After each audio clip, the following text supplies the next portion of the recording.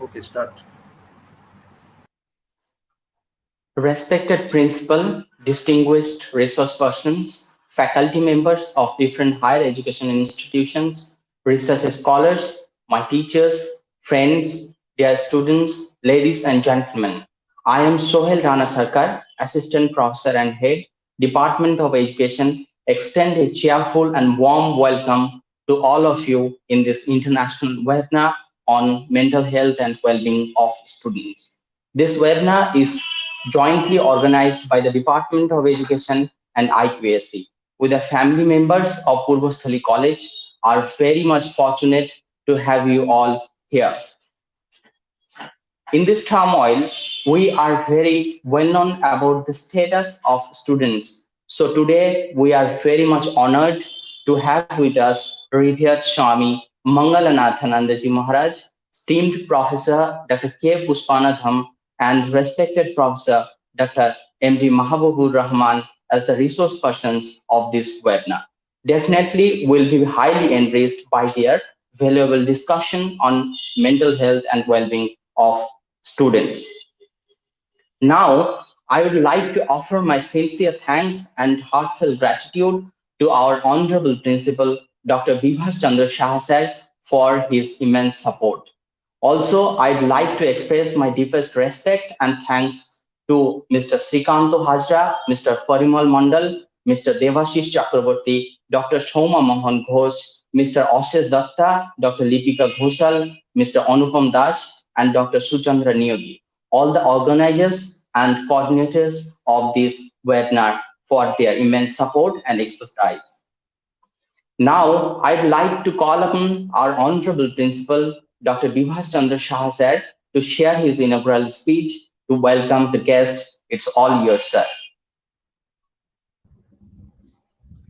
Namaste.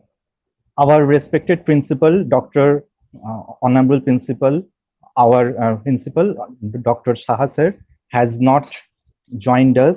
He is busy in some urgent work. Nevertheless, he has sent his good wishes to this webinar, and I'm just reading his message. A very good afternoon to everyone who have joined us in this webinar today. The esteemed speakers, the faculties of Department of Education, and members of the IQAC, my beloved students, the teaching and non-teaching staff of our college, and of course, our viewers all over the world. As the principal of Purbasthali College, it is a really proud moment for me and all members of our institution that we are able to organize this webinar today. It has been more than 6 months since the advent of the COVID-19 pandemic. The spread of the virus shows no signs of stopping. New cases spike up every single day. Even when people get out of their houses, they live in constant fear while walking down their own streets. Among other things, students all over the country and the world have been severely impacted by this pandemic. Even though teachers are working tirelessly to ensure that education of their pupils is not hampered, online classes are no substitute for actual classroom-based teacher-student dynamic. Students are getting anxious about their exams, courses, and their career. The youth of our country are getting depressed by the day by sitting idle at their home for months. People are losing their jobs. The uncertainty of this whole affair, as well as the financial turmoil, are mounting the psychological distress amongst the younger generation.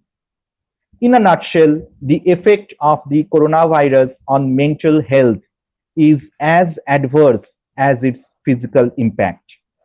Today's session is going to be extremely relevant and illuminating in this regard. It gives me immense pleasure to welcome our honorable speakers for today's webinar.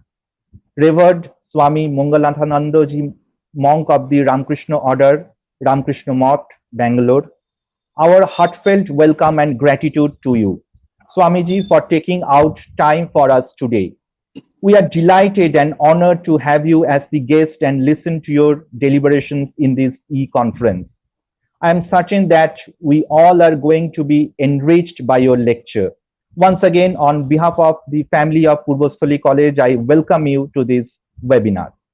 Professor K. Pushpanandam from MS University, Baroda, Gujarat. Welcome, Professor Pushpanadham. From the entire Purbasthali College family, I welcome you. I feel proud to have you as a speaker. Thank you, sir, for giving your kind consent to deliver the plenary lecture today. I'm sure that we will enjoy your lecture during this webinar.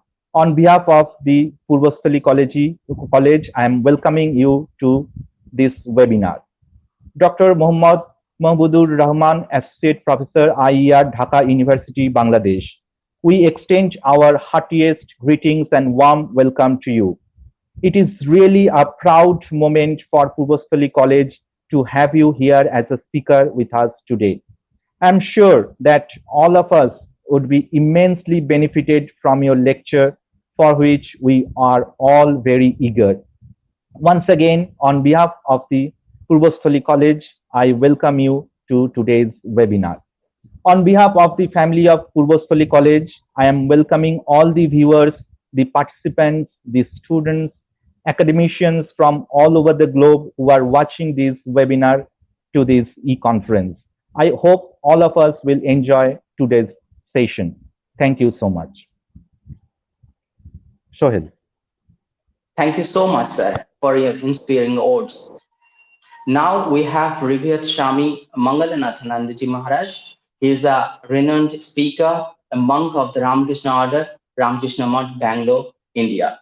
I welcome His Holiness with a chanting of Vedic Mantra.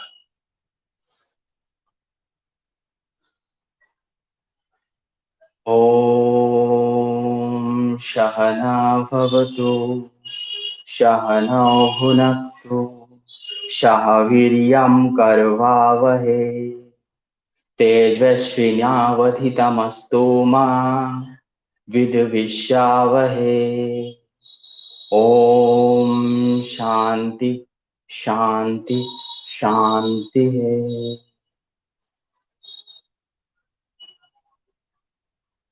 Oh Allah, may we all be protected, may we all be nourished, may we walk together with great energy. May our intellect be sharpened, there be no animosity amongst us.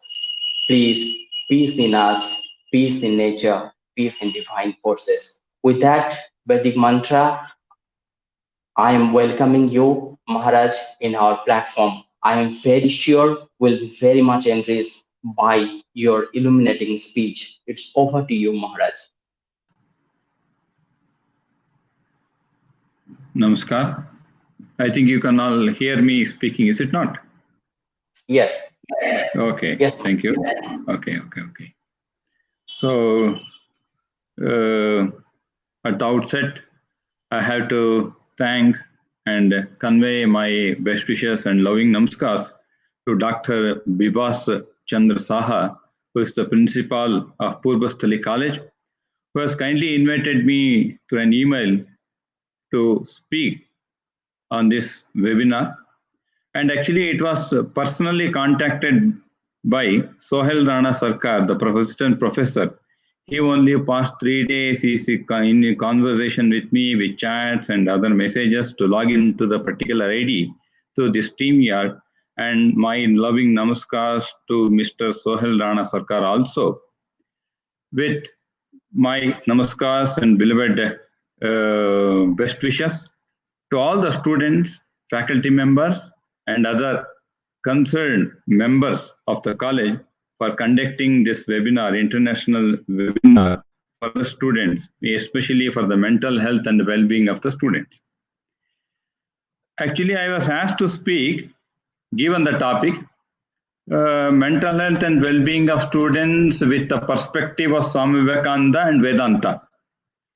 The assistant professor had messaged me to speak on this topic.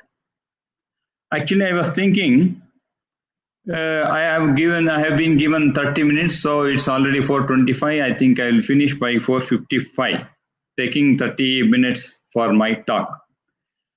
Here, I think I won't be able to touch Vedanta because I will stick mainly to the teachings of Swami Vivekananda. You may ask why. I have to clarify now itself before continuing my topic. You see, Vedanta has two aspects. One is the Karma Kanda and the other is the Gnana Kanda. Karma Kanda has got Brahmana, Samhita and Aranyaka portions. And the Gnana Kanda, which we call by the name Vedanta. Vedanta is Anta. The end of Vedas is called Vedanta. And another sense, the right sense may be Vedanta means the essence of the Vedas is called the Vedanta. And this Vedanta is called actually, what is the essence of Upanishads? Essence of Vedas is the Upanishads, which we call the Vedanta. And this Vedanta has been commented mainly by the three Acharyas, Acharya Shankara, Acharya Madhva, Acharya Ramanuja, and their Prakarana Granthas, glossaries, Tika, so many things. Just to give an outline itself may take under half an hour for me. So, with this introduction on Vedanta, I will just directly enter into the teachings of Swami Vivekananda only directly, so that we can give some time thinking on the aspect of Swamiji, what he wants to convey to the students. You see, whenever we speak, just now in the introduction that was read by one person of your principal, he was speaking of the pandemic COVID-19. Generally, when we have, every body will have germs. Everybody will carry germs and bacteria. But when we fall sick, when we are infected, when the immunity of the body goes down, then only we fall sick. But the germs and bacteria will be there in every person. When the body gets in the immunity level comes down, when the immunity level comes down, then infection becomes more, and we say that man is ill, man is sick, man is infected. So, in the same sense, when we talk about the mental health, when we are unable to, when we are in good conditions, when we don't have problems, especially we come across mental health only when we have problems. When there is no problem in this world, everybody is a sane man, sane person, very good gentleman. Even in Swamiji says, in one of his lectures, everybody says that man has got infinite energy. Man is so noble, but somebody comes with a fist and hits on your nose. Will you still say that that man is a gentleman? No. So, when things are going smoothly at ease, it's of good. But we will understand the mental health, the psyche, only when how does it react during stress. That's why to maintain a poise, to maintain equilibrium under the condition of stress, we call the mental health is sane or bad, taking that as the condition. Now, just to give, Swamiji says in one of his lectures, it is character which cleaves through the adamantine walls of difficulties. I repeat, it is character which cleaves through the adamantine walls of difficulties. When we have a lot of difficulty, which cleaves through that wall of difficulties, it is the character which decides and which helps man to pass through difficulties. Just to be, before beginning, I want to quote one book. There is one book by Alvin Toffler. He has written a book by name The Third Wave. In that, he says, actually many people will quote now, but it was said by him in, actually he has written this book in 1980s. Even this internet had not come in 1980s, but he mentioned that in his book called Third Wave. He says in the next century, who is going to rule the world? There was in 1990s, there was an electronic revolution. India could not participate in that electronic revolution because we are not prepared. In 2000 Y2K, that computer Y2K, we were well set, so could contribute to the world because we had that knowledge. So seeing all this trend in 1980s, when he wrote that book, Third Wave, he says that nation which has got knowledge will have the power to rule the world. Knowledge is power. Then it started the word, knowledge is power. That's why a man with character, if you want to say, a man with character should have tremendous knowledge, gnanam. That is the first and foremost aspect of a man, human. For a sane and mental health, the first thing there are so many aspects of knowledge. I will deal only with the one today. That's all, because constraint of time. Knowledge is power, we have heard. Here, we have to know first in academics, in all the academics, whole world, we read so many, there are so many chartered accountants, there are doctors, there are engineers, there are so many professions, so many infinite subjects that we are going and reading in all the MIT, SIT, IIC, IIT, Stanford, Oxford, so many universities are there. Everywhere it is always 95% of the knowledge that we get is always of the objective knowledge. The subject, which is we rarely know anything about that. So mental health deals with the subjective knowledge all through the academics. We always deal with the objective knowledge. There are two aspects of knowledge. One is the objective, then is the subjective. Academics always generally deals with objective knowledge, but the spiritual science, what we say, in all the culture you take it, it deals with the subjective science, which we call the subjective knowledge. I am very happy that Purbasthali College has taken this responsibility of giving some subjective knowledge to the students to maintain mental health and well-being, especially of the students. You see, there are mainly three traits of a character, of a wonderful character or a personality or a well-built personality, well-built character. One is Deha Balam. Second aspect is the Buddhi Balam. The third aspect forms the Atma Balam. A man, before coming to the mental level, the most basic aspect of life that he should have a sound body, which we know, and we have yogasanas, gymnastics, everything to maintain a very good body, healthy body.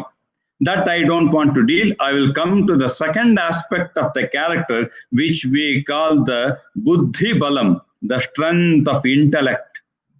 You see, nowadays, I hear also in Karnataka and many places of other states, I will be visiting many of the colleges. From younger kids to the older generation, especially the students, they complain of so many problems regarding the mind. Here in psychology, we read that they have problem of ADD, attention deficiency disorder. They cannot give attention to a subject. They cannot focus their mind to the particular subject. They say in NIMAS, there's a wonderful mental health science in Bangalore, which is one of the best institute in the whole of Asia, which is called NIMAS. There they say nowadays younger children, they cannot focus on a particular thing beyond 7 minutes because of all the problem of smartphones. And people, it is college students complain of OCD, obsessive compulsive disorders. They have so many problems. Why such mental problems come? Because they are not having the Buddhi Balam, the strength of the intellect. First comes the body. If you don't have physical strength, definitely you cannot have mental strength. Once we gain mental strength, of course, we can transcend the physical level. Until we transcend the physical level, we need the body very much intact, especially for the students. So, next, when I was speaking of the mental health, Swami Vivekananda, that's why he always stresses, beware of thoughts, be aware of thoughts. Beware of thoughts. Beware of thoughts means beware what thoughts is coming up in the mind. Be aware of thoughts. Be cautious of your thoughts. Why? Swami Vivekananda says, the old religion said that he was an atheist who did not believe in God. The new religion says that he is the atheist who does not believe in himself. Here, Swamiji is stressing the very important aspect, very important point. See, every religion says believe in God. But Swamiji, now he says the new religion, the new gospel of Swami Vivekananda. The new religion here means the new gospel as proclaimed by Swami Vivekananda. Of course, you can believe in God. We don't deny that. We don't say anything against it. Yes, of course, it's good. But what is the important thing that has to be noted here is, believe. If you don't believe in yourself, no amount of believing God will not help you. The very first thing is that belief, the faith in oneself. Why should I believe myself? Because God has given, every man has been filled up with infinite energy. Man has got infinite energy. Hence, Swamiji says, believe in yourself first, and then believe in anything else afterward. First, believe in oneself. Here, I want to bring to your notice, even here a lot of research is going on in the field of biology with respect to the body, in the field of neuroscience with respect to the brain. Lot of research all over the world. Positive psychology, behavior psychology, neuroscience, and cognitive science. So much things is going on. It is better that children should come in touch with this modern research. Here, when I have attended few classes regarding neuroscience to understand some of the aspects of the brain, because we have to know the body fully. So in one of the classes where one of the professor neuroscience was telling that in the brain, we have a cell called neurons that we had studied when we studied ICLS in class 10 regarding the neurons in the biology. See, there are so many neurons, which is a cell in the brain, apart from the other supportive cells that are in the brain. It is very important to know regarding neurons, because he says, irrespective, apart from all the other cells in the brain, if we take only the neurons, he said, suppose let us say, we will start counting the neurons in the brain. At what rate? Let us say 1 second. 1 neuron per 1 second. 1, 2, 3, 4, 5, 6. Like that, we go on counting the neurons, 1 neuron per 1 second. You just start counting. So he says, how many days or months that you need to count the neurons in the brain? He was telling, you need at least 3,500 years to count the neurons in the brain. This is such a wonderful thing. He was telling, if you make a rope out of the neurons, like a rope, you tie it one each together and make a rope, then it will encircle the whole world. I think 5 times he was telling. If you can convert into a mat, like a FIFA good football ground, it covers the whole football ground. That is the amount of neurons. Why he was telling about the neurons? Because he was telling, the professor was telling, the neurons has got the capacity to store 20,000. Each neuron can store memory data of 20,000. Suppose you have one number as 1. So 20,000 numbers or 20,000 phone numbers can be saved in one neuron. What is the capacity, mental memory capacity of the brain? We may not even use the 5% of the brain in whole life. That's why Swamiji says the very first thing for every man on this earth, the world says he is atheist who does not believe in God, but the modern religion says he is an atheist who does not believe in himself. Now, believing, having faith in oneself, now we have to concentrate on the thought, the process of thought, because one of the famous proverb in English says, sow a thought, reap an action. Sow an action, reap a habit. Sow a habit, reap a character, and sow a character, reap a destiny. I will repeat because for 30 minutes, I did not think it is good to prepare a PPT because it is time will be too short to speak. That's why I did not bring any PPT. I repeat the proverb of saying English: sow a thought, reap an action, sow an action, reap a habit, sow a habit, reap a character, and sow a character, reap a destiny.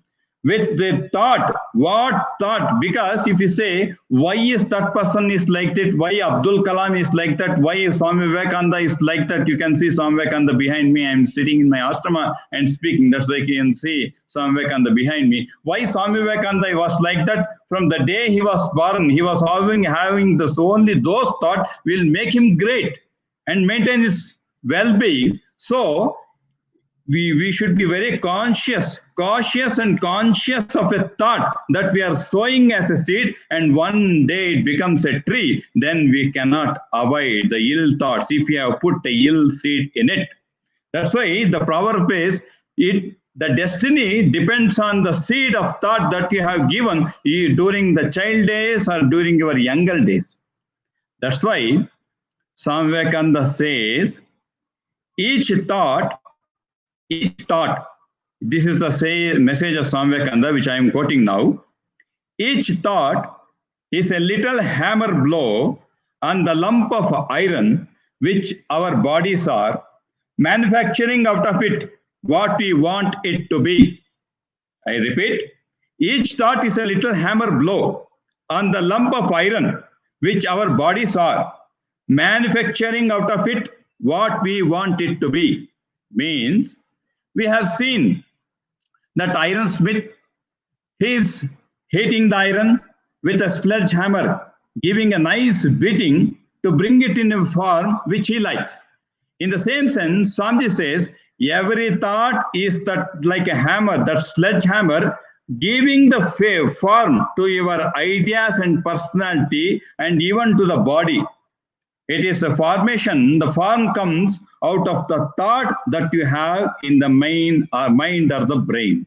That's why we should be very conscious of the thought. That's the very first thought that we should have faith in oneself, that I have infinite energy. I have infinite possibilities. I can do anything and everything. That should be the first attitude of every student in his whole life, not only during his studentship. Once he covers his studentship life and comes out of the academics and starts his profession till his life, we should never lose faith in oneself, which is the very first aspect of mental health and a sane brain. Here, I want to bring one of the message of Upanishads also. In the Chandogya Upanishad, there is one sentence which says, Ahara Shuddhau Sattva Shuddhi Sattva Shuddhau Divasmrutihi. It means, with making the food or taking pure food, you will have the pure thought. If you have pure food, you will have a pure thoughts. Generally, many people thought pure food, taking pure food is vegetarian food or something without onion, garlic, don't take coffee, don't take drink tea. No. Upanishad is not talking about the external physical food, though it is necessary at the beginning stage, but that's not the end and aim of life. No. Ahara Shuddhau Sattva Shuddhihi means the food that comes through the sense organs into the brain. See, the form is the food for the eyes. The taste is the food for the tongue. The smell is the food for the nose. The words are the food for the ears. So whatever sense organs take through the world, through this environment, through this atmosphere, becomes the food for the brain, and it decides your thoughts. That's why beware what you are taking through your eyes, nose, and ears. Students say they lack focus. Why they lack focus? They are not taking the food that is required, and they are taking the food not required through the eyes, through the nose, and through the ears. I'll do one experiment done by a neuroscientist. They were conducting a brain scan. They took always at the first level, as you know, the animals will be taken for the experiment, and later it will be extended to the human beings. So they took one monkey into the laboratory and connected all the electrodes to the brain to scan alpha, beta, and gamma rays. All these rays will be projected on a big screen on the computer. So they had connected the electrodes. So what the monkey is going to do now, to begin, they give the monkey a cup of ice cream to eat. So the monkey, of course, is so fond of eating. So it started eating the ice cream. So when the act of eating was going on, they wanted to see what happens in the brain. So through the electrodes, they could scan the brain, and the rays were being projected on the screen. Okay, they took the photos, they scanned it, they saved it in the computer, and it was over. But still the electrodes were there, stuck on the top head of the monkey. And the ice cream is over now. It has nothing to eat. The monkey was just sitting quiet. It was sitting near the window of the hall. It was, of course, tied to the chair. Otherwise, it will start running. Then, suddenly, the professor who was conducting this experiment suddenly saw the screen of the computer. Again, the same rays were being projected, though the monkey is not doing anything. Externally, it is not doing anything. But while eating the ice cream, the activity which was going on in the brain, the same activity can be seen on the screen, even though the monkey was not doing any physical activity. They were astonished and surprised. Suddenly, so they came near the monkey, and they saw this monkey is peeping outside the window. Peeping means it's seeing outside the window. Some people are standing outside the window and they are eating ice creams. This monkey is seeing the person eating the ice cream, and it is eating in the brain, not physically, but still the activity going on the brain is the same as the physical activity which was seen earlier. Even though it is a physical, it is a mental act, it is an act only. Suppose if you see, that's why I say, especially the modern children, they see movies with all horror, with all massacre, with all so much bloodshed, even though they are not doing any physical activity, but continuous impression of those things seen outside the world will have the same mental activity of doing physical things. It has been experimented by neuroscientists. They say when you are young, always maintain the purity of thought with the purity of what you see, what you hear, and what you think. Kaya, vacha, manasa, that we say in Sanskrit. That's why one should be very, very cautious of what you see, what you hear. You have to give very much attention towards the thought. That's why I quoted Swamiji and then added the concept of the Upanishad Ahara Shuddho Sattva Shuddhihi. In neuroscience, suppose, let us say, for argument's sake, logic's sake, Till today, I had all bad thoughts in my mind. So parallelly, I had bad actions. So what should I do now? If you change the pattern of thinking, automatically your actions in due course gets changed. Just 20 years back, neuroscientists all over the world were thinking that this brain cannot be changed.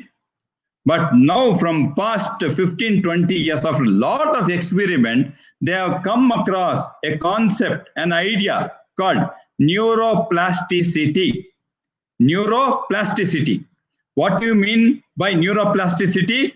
Just simply means you can change the structure of the brain with the process of thinking. If you change the process of thinking, the brain, the cerebral system also gets changed, and through that your actions will get changed. That's why if I just start thinking in a positive way from today, but tomorrow, after 6 months, after 1 year, after 2 years, definitely my actions, my thinking definitely will change. That's why beware of thoughts, be aware of thoughts. Each thought is a little hammer blow on the lump of iron which our bodies are manufacturing out of it what we want it to be, says Swamiji.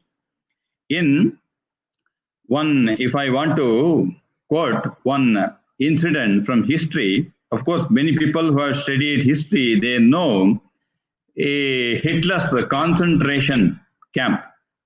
It was near Poland, Austria. There, he had put up a lot of concentration camps. These Nazis used to bring Jews, dump them in the concentration camp, put them into gas chambers and the crematoriums, kill them. There is one person by name Viktor E. Frankl. Viktor E. Frankl. He has written one wonderful book by name Man's Search for Meaning. Man's Search for Meaning. There, he comes across, though actually we are in a very good position, compared to him, we are nothing. He was in such an adverse condition. Outside temperature was -degree. It's snowfall there outside, but they were barely given any clothing to cover their body. Once you put on, there is no water to wash because it's full of ice. He says, for 6 months together, I never washed my hands. They could get food 4 days once. That to half potato, a half cup of tea, and a half loaf of bread. That's all. He says, when he first was taken into that concentration camp, that Victor, he says, 1,500 prisoners were put into one shed where maximum was 200 capacity. But there are 1,500 people were concentrated in one hut. So much atrocities were done. But why I'm speaking this person was, every moment, you please read, if possible, you please read. It is available on the web, so you can Google it. Man's Search for Meaning. Even in spite of such worst tortures and atrocities, my time is only 2 minutes left. I will just try to conclude. In spite of so much atrocities and tortures done on that Victor, always he had a constant thought that, yes, I am going to come out of this condition. One day I will be free. Though in front of him, thousands of people were killed, put into gas chambers in front of his own eyes. He has seen 12-year boy without shoes, walking on the snow, without proper food, working whole day, with these people beating them. You cannot imagine, even though, I tell you, some of the students, you just visit Poland and Austria and Auschwitz. Even if you see now, you get tears. Though it is done during Second World War, 60, 80 years are over. 60 plus, yes, almost 80 years. Still now, if you go and see, we feel tears. What would have been the condition Hitler and Nazis were there and maintaining the concentration camp? In spite of external so much pressure, this man had tremendous faith in himself and giving a thought to the brain that in spite of all these troubles, one day, yes, definitely I'm going to come out of this life. Definitely I'm going to come out. Definitely. And he survived. Food was given 4 days once with no proper sleep, no proper clothing. He says 9 people were given 2 blankets. Even 10 blankets for one person will not be sufficient when snow falls. That will be minus degree centigrade, it will be so cold. But here in concentration camps, huge people were dumped in one area and given 2 blankets for 9 people. But he still says, you can conquer your fear, you can conquer the environment. That's the statement given by that Victor in his book. That's why Swamiji says, you have faith in oneself that you are standing on your feet and you can have infinite energy, and I am coming out with wonderful colors in my life. No way I am not giving up. So any fear, idea of fear should never enter because I have faith in myself. That should be the concept with which the students go. I now will conclude with the last saying of Swami Vivekananda. Swamiji says, there is a great tendency in modern times to talk too much of work and decry thought. Doing is very good, but that comes from thinking. Little manifestations of energy through the muscles are called work. But where there is no thought, there will be no work. Fill the brain, therefore, with high thoughts, highest ideals. Place them day and night before you, and out of that will come great work. Swamiji says, I will repeat only the last few lines. Fill the brain, therefore, with high thoughts, highest ideals. Place them day and night before you, and out of that will come great work. With these ideas, just giving one aspect of giving a maximum conscious to our thought process, which gives buddhi balam, I conclude my talk here, and my thanks to all the faculty members, and I give to Mr. Sohil now. Thank you and namaste.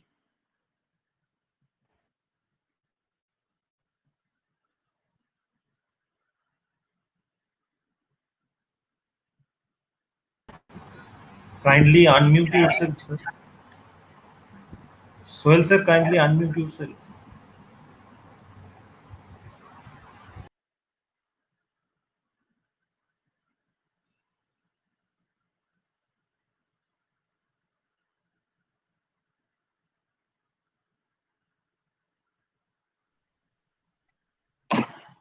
Yes, yes. Am I audible? Am I audible? No, yes. No, okay, Yes. okay, yes. Okay. Thank you. Thank you so much, Maharaj, for your wonderful lecture. I'll very quickly take up some of the questions raised by our participants. The first question is from Nijaran Bhatt. He asks, how physical food can influence our thoughts? How physical food influence our thought? That's why physical food, we are not speaking of physical food. It is only a most basic thing. We have to concentrate on the mental food. Physical food is most basic. Once you have come out of all physical level, physical food will give only the Annamaya Kosha, that is the external body.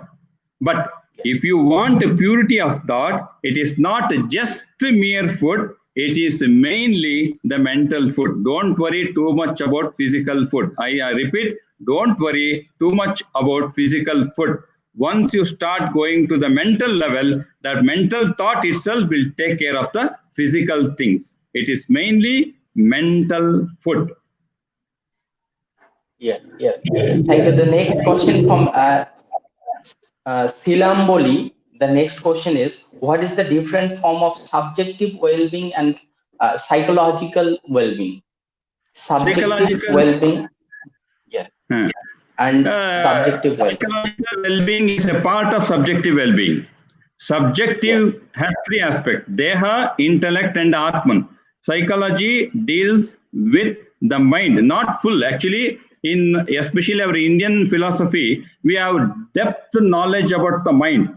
But psychology, psychiatry, neuroscience are just begun the science of understanding the brain. First thing you should have to understand, brain is the hardware.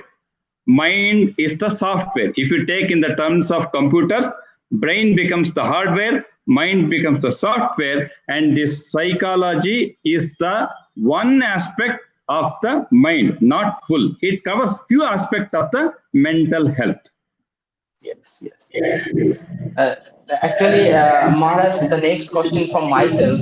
Actually, you are talking about the check out our awareness, in which way the awareness will flowing. That's why I want to know, Maharaj, how can we frequently check out our awareness to remind the right path? Yes, it is creating the habit. Supposedly, see, one common example, even it is given by Swami Vivekananda also.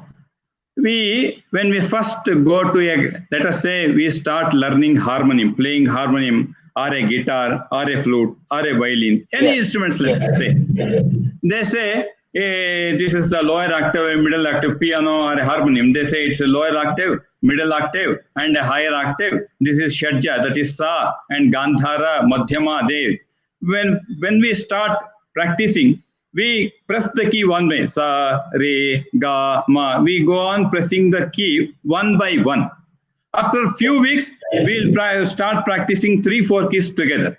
Maybe after 5-6 years, maybe I will be talking with somebody, but slowly my fingering will be playing the raga, like Bhairavi or a Bhairav or a Malkons.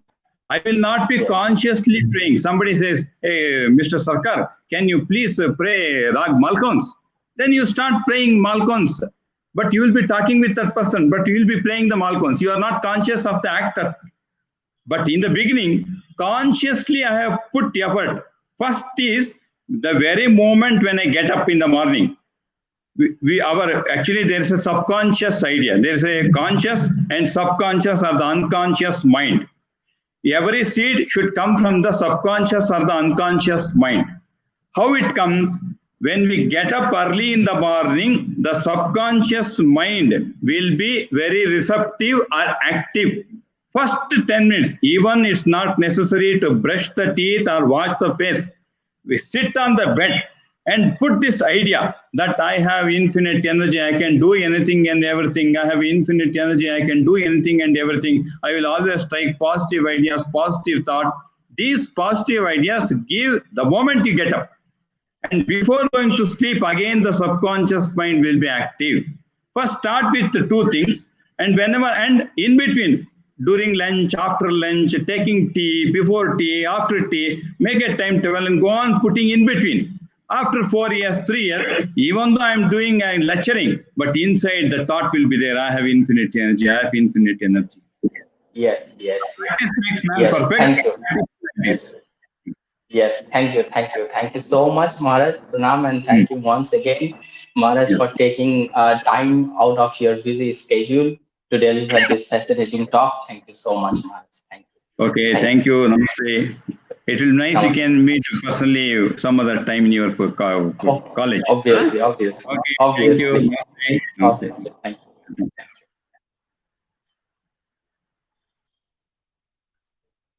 Yes.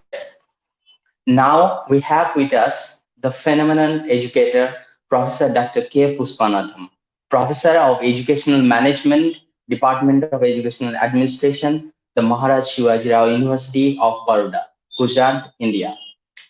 He is a master of resource team. He is a member of various national agencies and organizations like National Assessment and Accreditation Council, University Grant Commission, NCTE, NCERT, National Institute of Educational Planning and Administration, etc.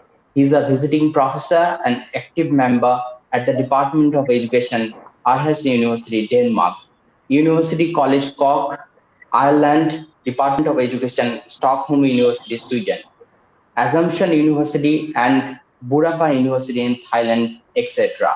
and a whole lot more in the national and international perspective in the area of higher education, policy making, and administration.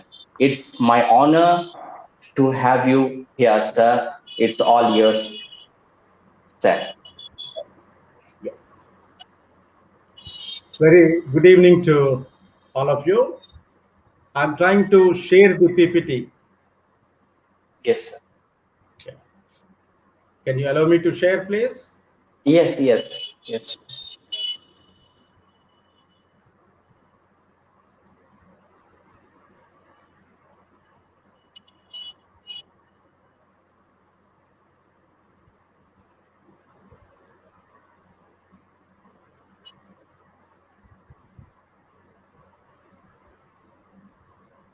Yes, sir. It's feasible.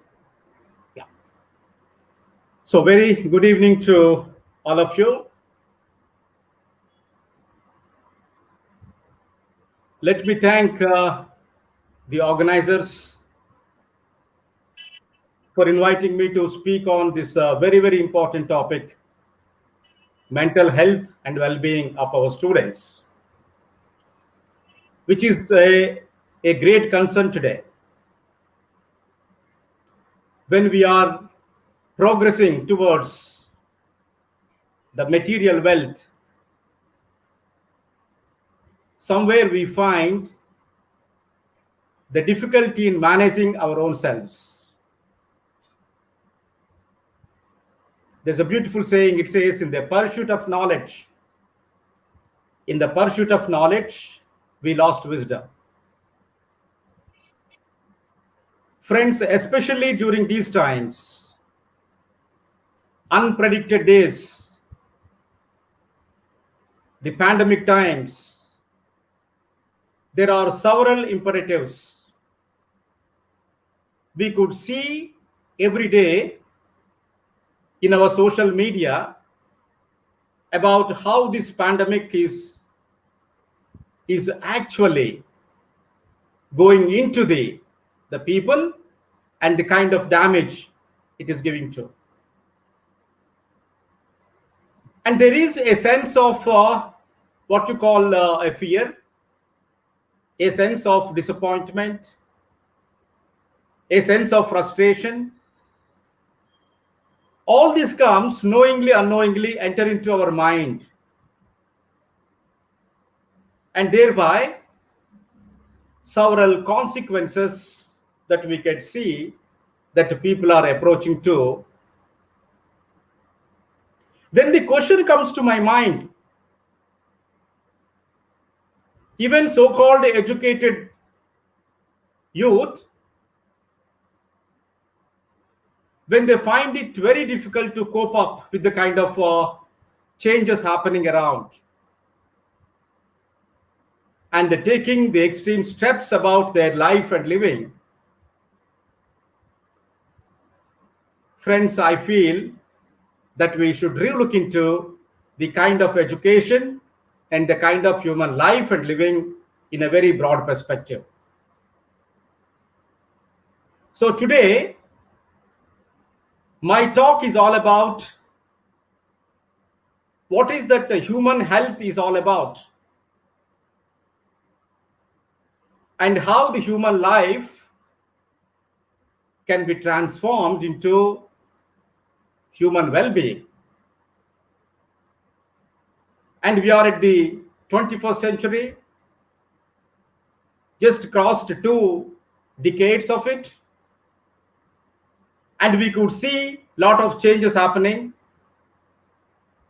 And to what extent our young generation is able to cope up with the kind of changes happening around is the first point of concern today. Friends, I must congratulate the organizers, because today is the International Day of Universal Access to Information. The September 28th every year since 2015, the UNESCO has declared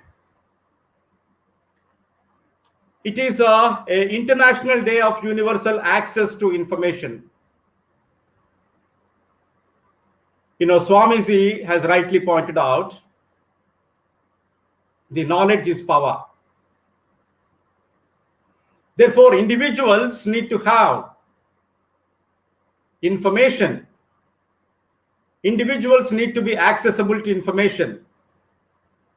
Therefore, whatever the kind of the decisions they take, they become rational decisions, they become informed decisions, and thereby they will be able to take charge of the consequences in a more dynamic way.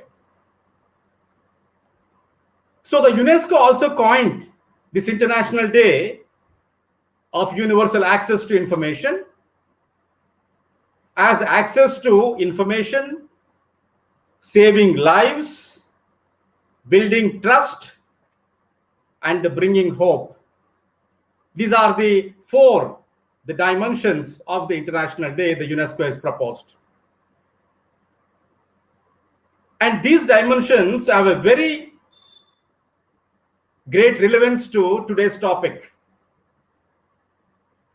To what extent the information that we procure is really helping us to make our lives happy and healthy, is building trust among the people, and is developing and bringing out a ray of hope in our lives. Therefore, we will be able to contribute in a much better way. Friends, when we are in the universities, we are also very fortunate to have the National Education Policy 2020. And it categorically mentions that education need to be holistic, not the information base, knowledge base, but it must result into the transformation of individuals. So the National Education Policy clearly states that education should be holistic in nature, where intellectual, social, cultural, emotional, spiritual aspects of the human beings need to be better addressed, trained, honed, and thereby individuals live with the pride and high social esteem. And our Honorable Prime Minister, he always says that Atmanirbhar Bharat and Swabhiman, self-reliance, self-resilience, and it talks about the self-efficacy. So now the question is, how this holistic environment need to be created in the universities, therefore our students can really develop the health and also the well-being. And how the system of society can really help the young population, young generation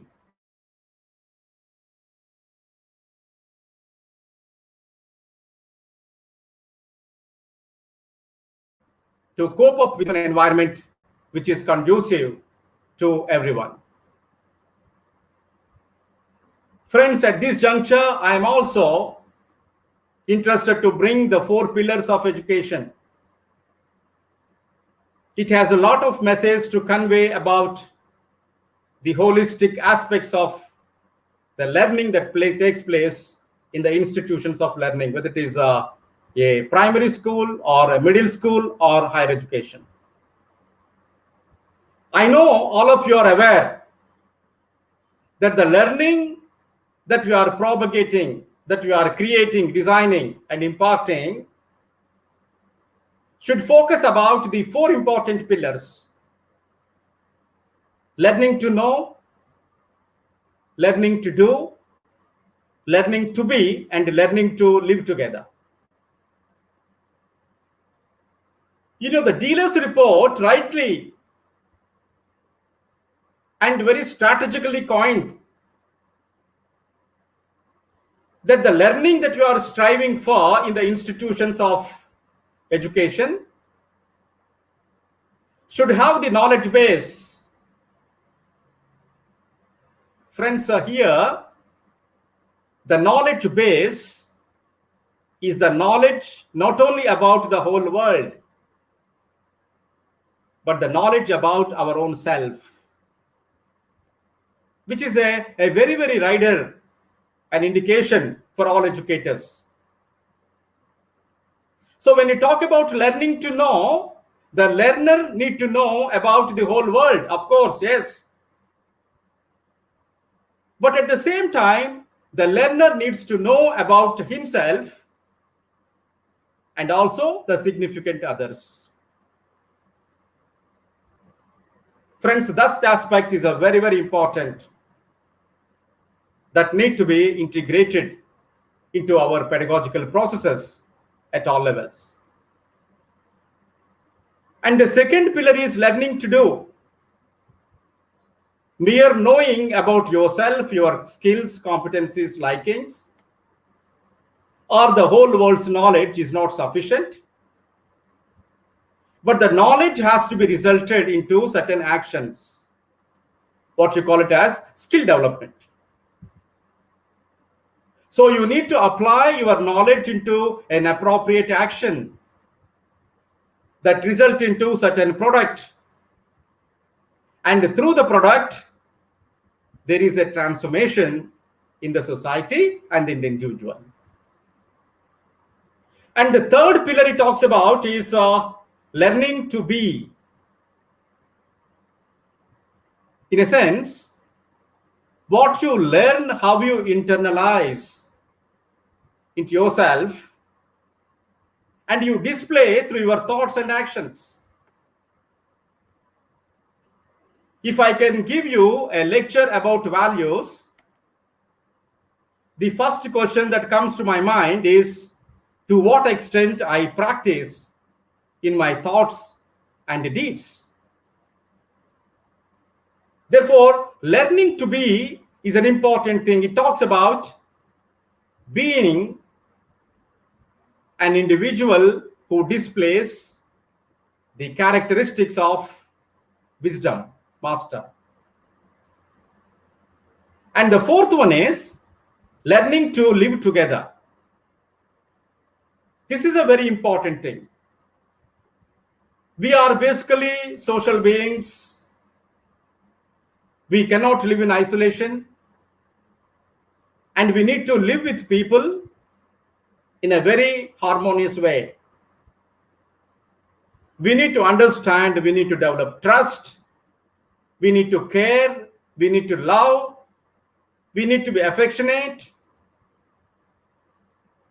to others, and the same thing also we expect from others. That's the kind of creating a social cohesion by living together. Friends, all these pillars, learning to know, learning to do, learning to be, and learning to live together, needs some kind of attributes in our learners.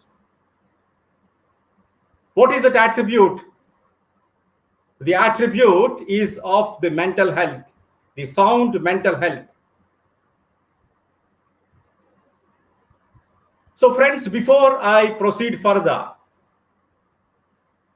I request all of you to read this slide. Think about the past 24 hours that you spent and briefly get those mental frames again in front of your eyes. Review your activities, your work, your home, your leisure time, your hobbies, your families, your friends, etc., that you experienced in last 24 hours. and reflect a little bit and list 3 activities that really made you feel satisfied, and also give a reason why these activities really gave you satisfaction. Friends, you can think and you can post your 3 good things of practice on your chat box.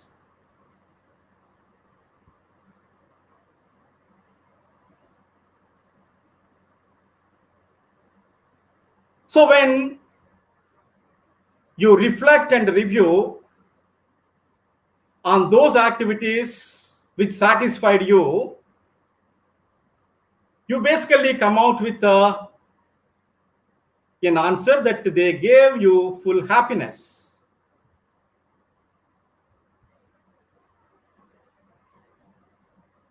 So friends, every act that we do must give happiness.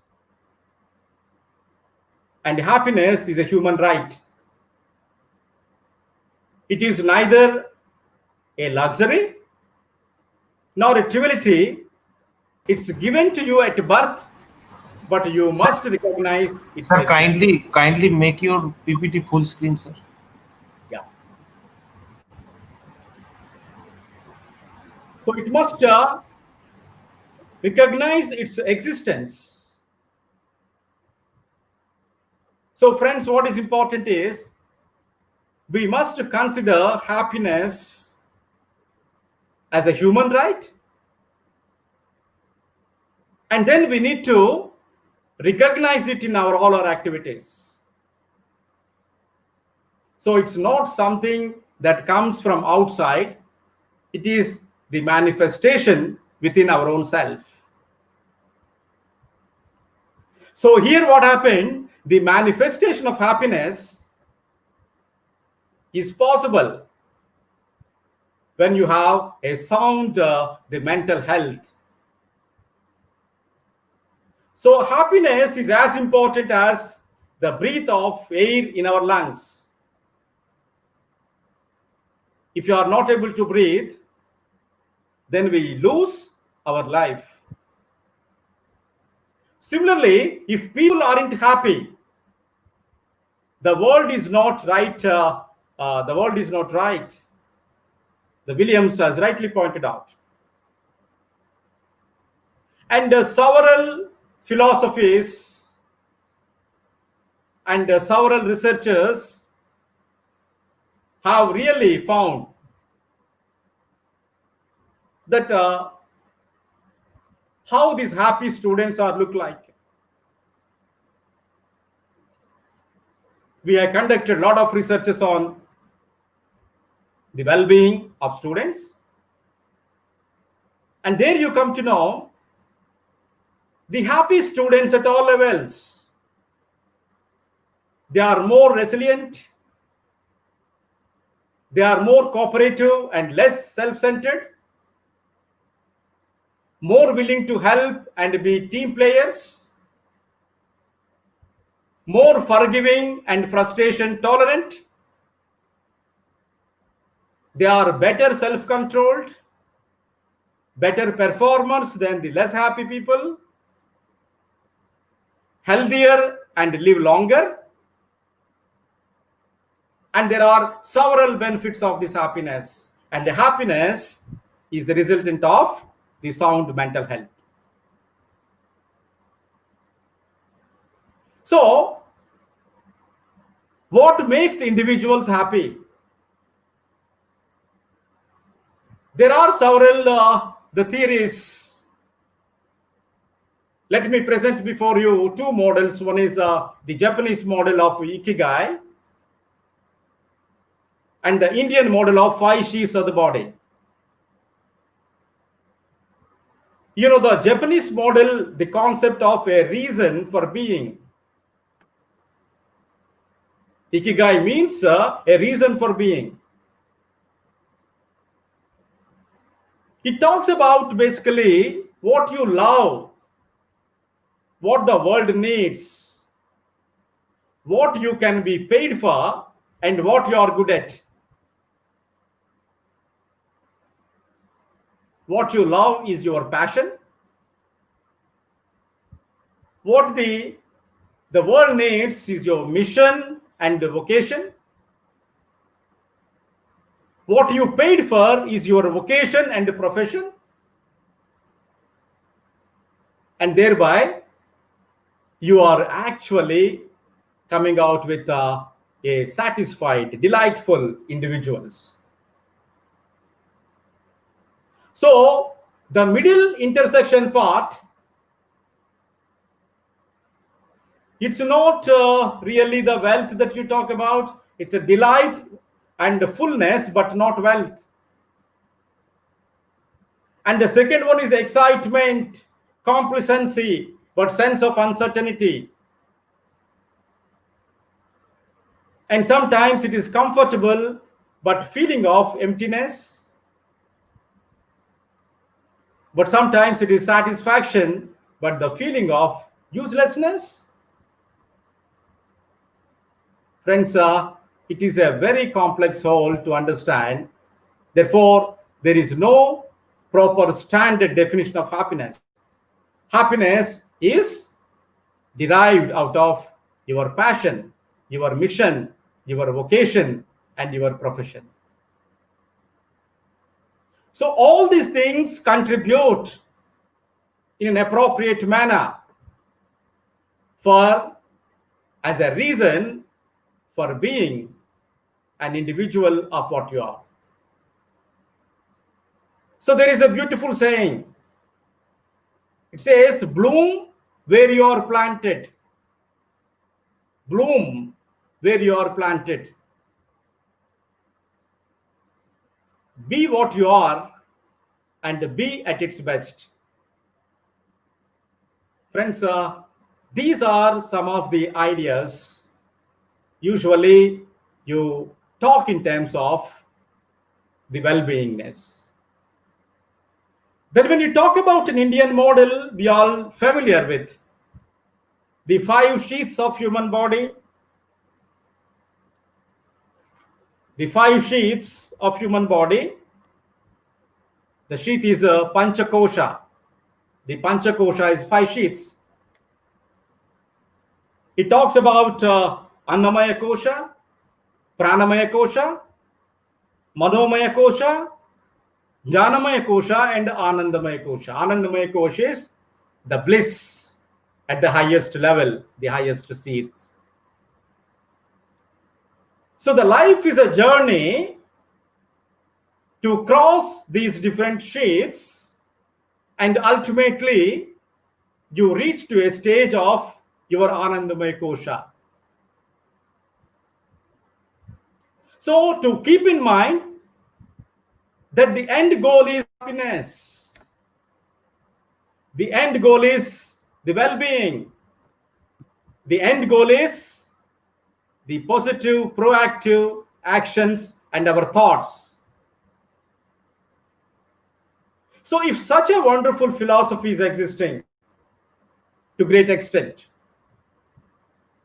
why we are not able to understand, digest, and withstand with any kind of circumstances that we face? Friends, what makes an individual healthy or ill? There are 2 things which are very important. One is the physical health. Physical health talks about physiologically you are fit. But the physical health is not sufficient. We also need to have the mental health, which talks about you need to be fit in terms of your thinking, your feeling, and your doing. Your thoughts, your emotions, and your actions. Therefore, how to balance the physical health and the mental health is the very essence of education that we are talking about. We all know that a sound mind in sound body. We cannot differentiate the physical health from the mental health. Both are complementary to each other. So friends, we also need to know something about the disease. When you talk about physical health or mental health, we come across the sickness, disease, and the ill. Please remember, the human body becomes sick for two reasons. The sickness could be genetic, or the sickness could be chronic. If you ask the medical practitioners, when they discuss about the health, they talk about two things. One is the genetic disorders and the chronic diseases. When you talk about genetic disorders, it talks about the abnormality in genetic makeup. We all have studied in our schooling about mitochondria, chromosomes, DNA. They are the basic elements of human body. If anything happens, some kind of difference in mutation, it leads to a genetic disorders. You find that some people have big head, some people have 6-7 fingers, some people have a flat face, some people have a very wide hands, some people are too long. So more or less, the science could not so far reach to the genetic disorder, to address the genetic disorders. And a lot of researches are happening, human genome projects, where we are actually striving to change the mutation of the genes and help the human beings' life endure. And we are very fortunate that it's going to happen in the near future. And the second aspect is the chronic. See, the chronic disease is something which we develop and acquire out of our own lifestyles, our food habits,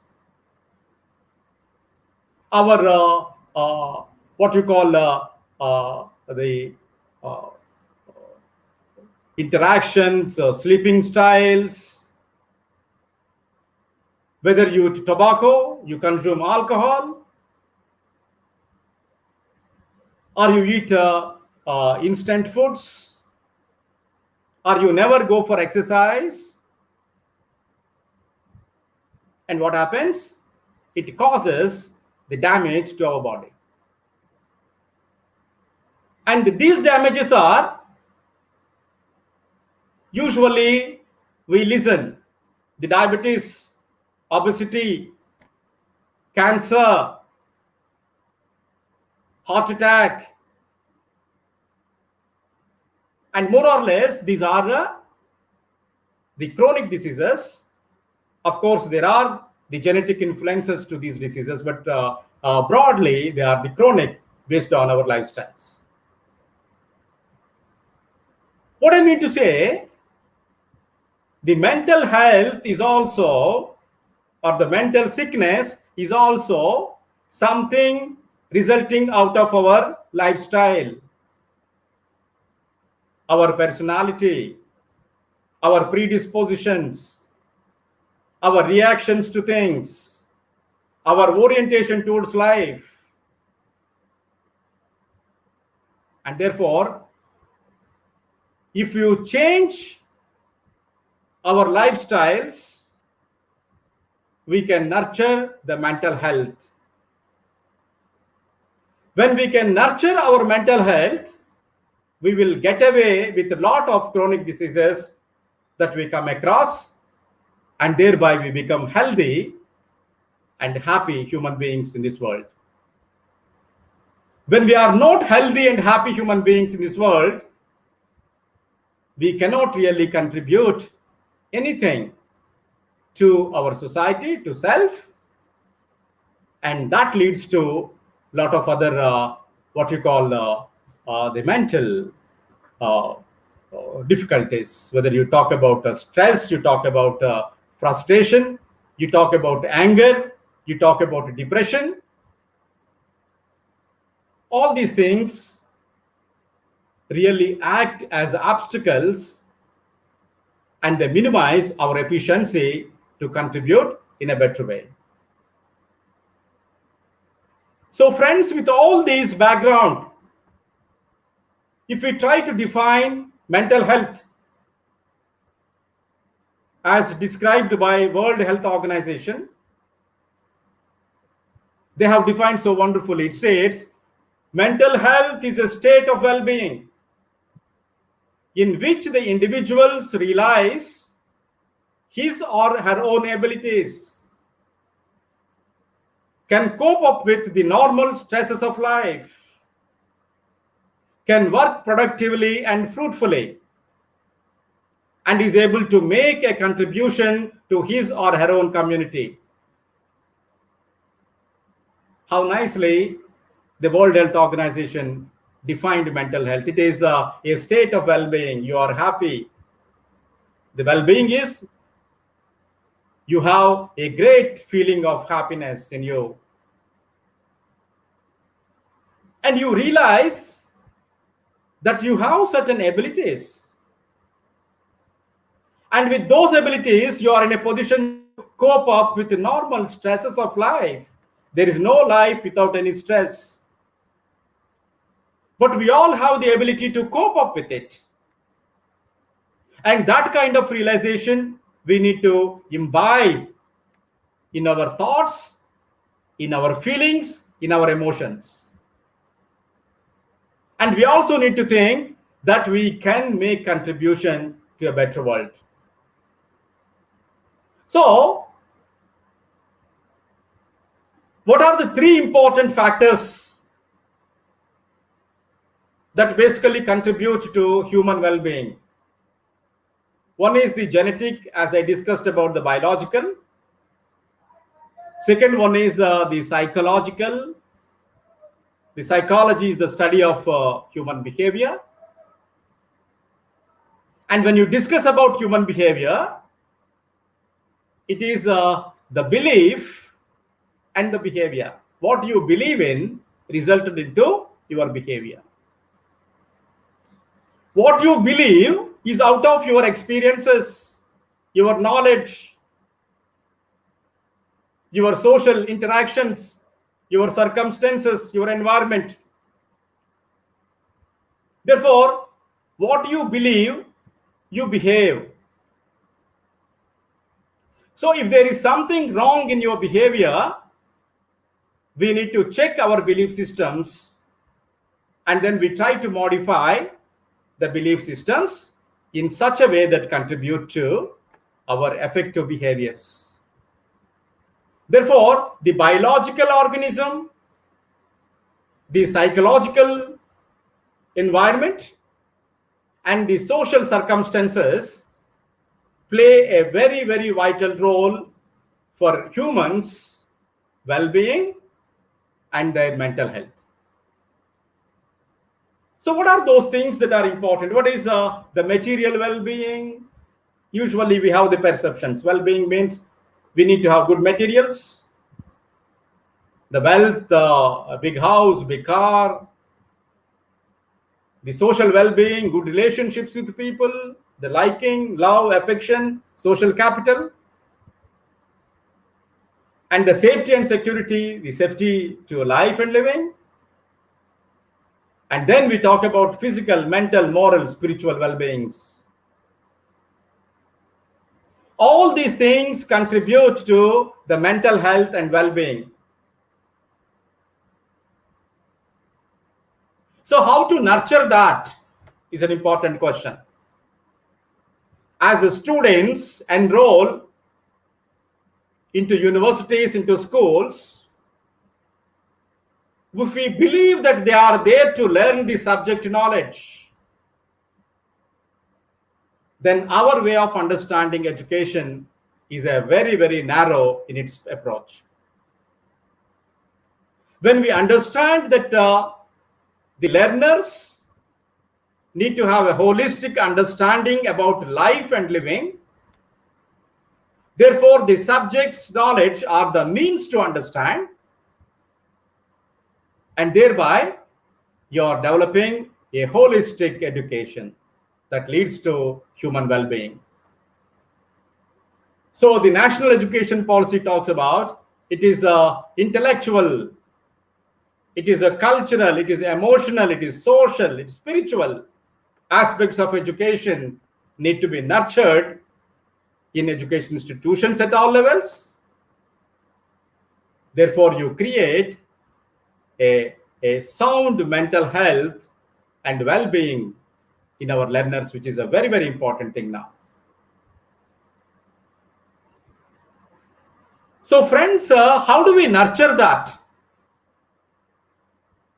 Living without illness and suffering, having mental happiness, having good thoughts, feelings towards others, living with courage, endeavor, self-initiative and drive, living with wisdom, not acting on emotions and rational behavior.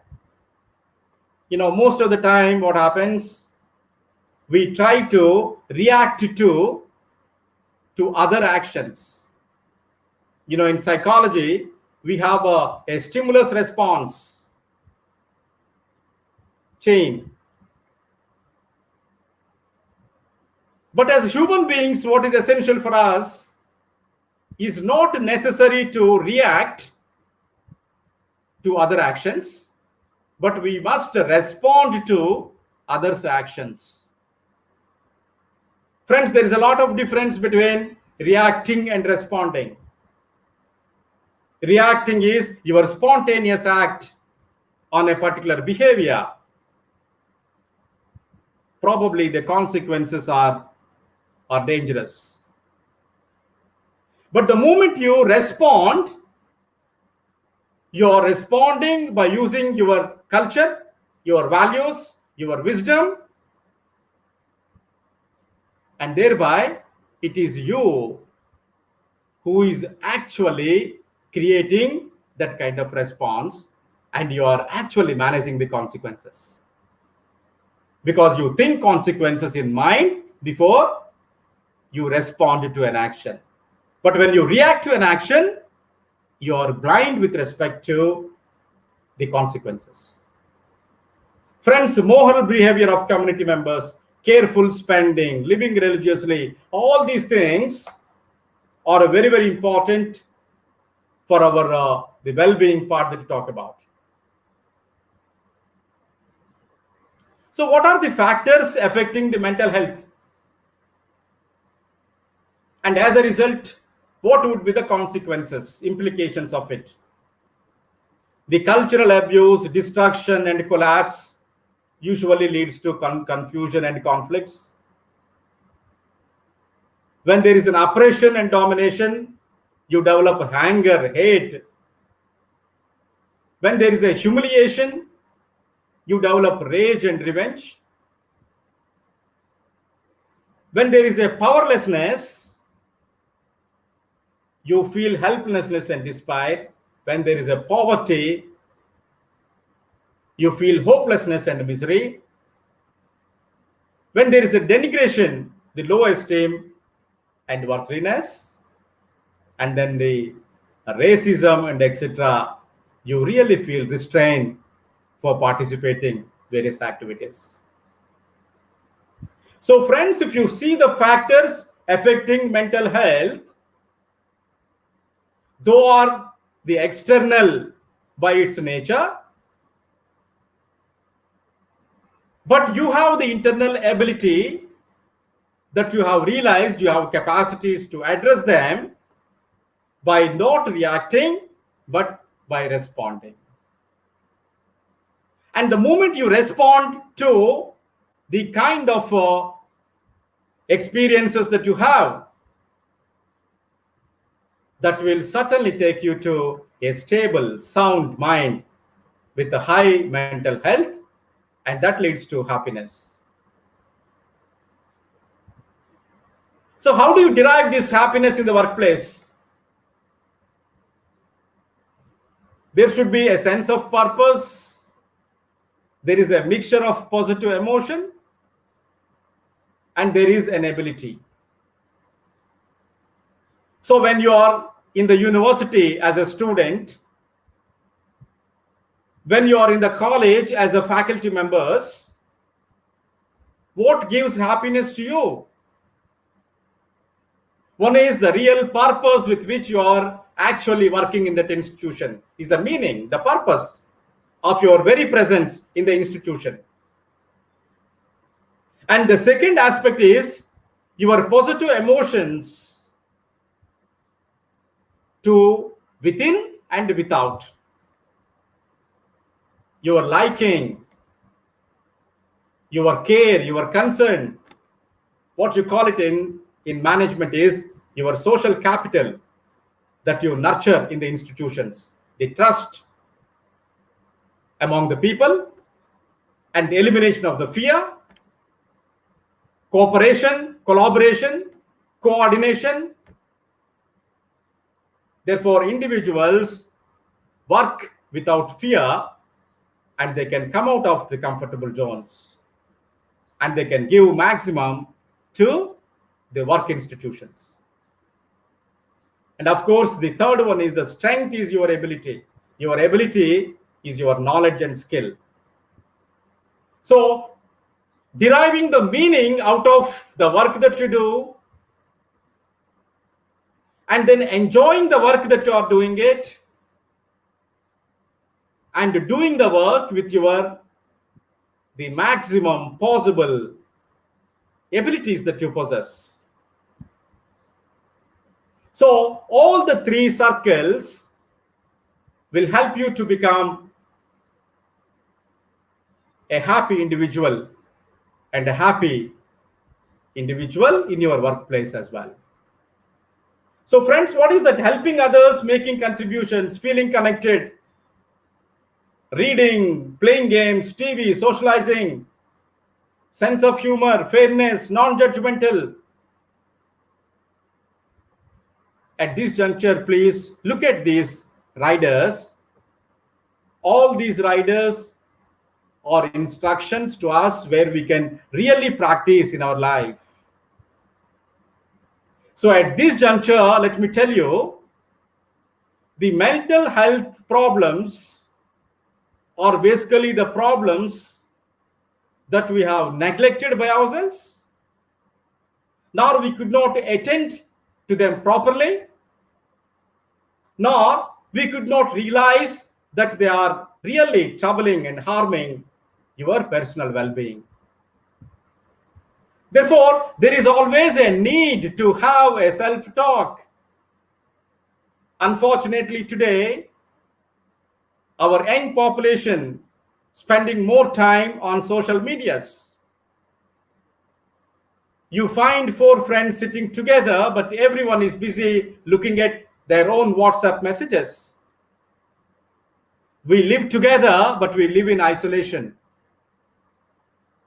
So the moment you develop a self-talk, a collegiality, you derive happiness out of it. You engage into conversations, the dialogues. Friends, the very nature of human beings actually emerge out of you, and that resulted into a light, and the light really lead to a path. So how do we do? There are a host of things that are available. You need to be social, and there are certain mental health problems, as Guruji, the Swamiji was rightly pointing out, ADHD and certain severe the mental illness, schizophrenic, and the phobias. All these things, of course, the moment you realize there are certain medical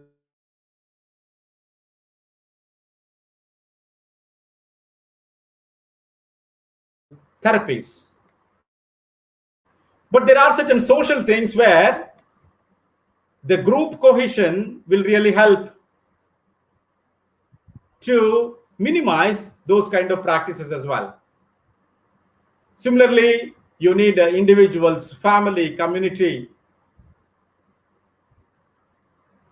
Therefore, what is required is to enhance the grit and resilience. They are the two words that you come across in what you call in the positive psychology.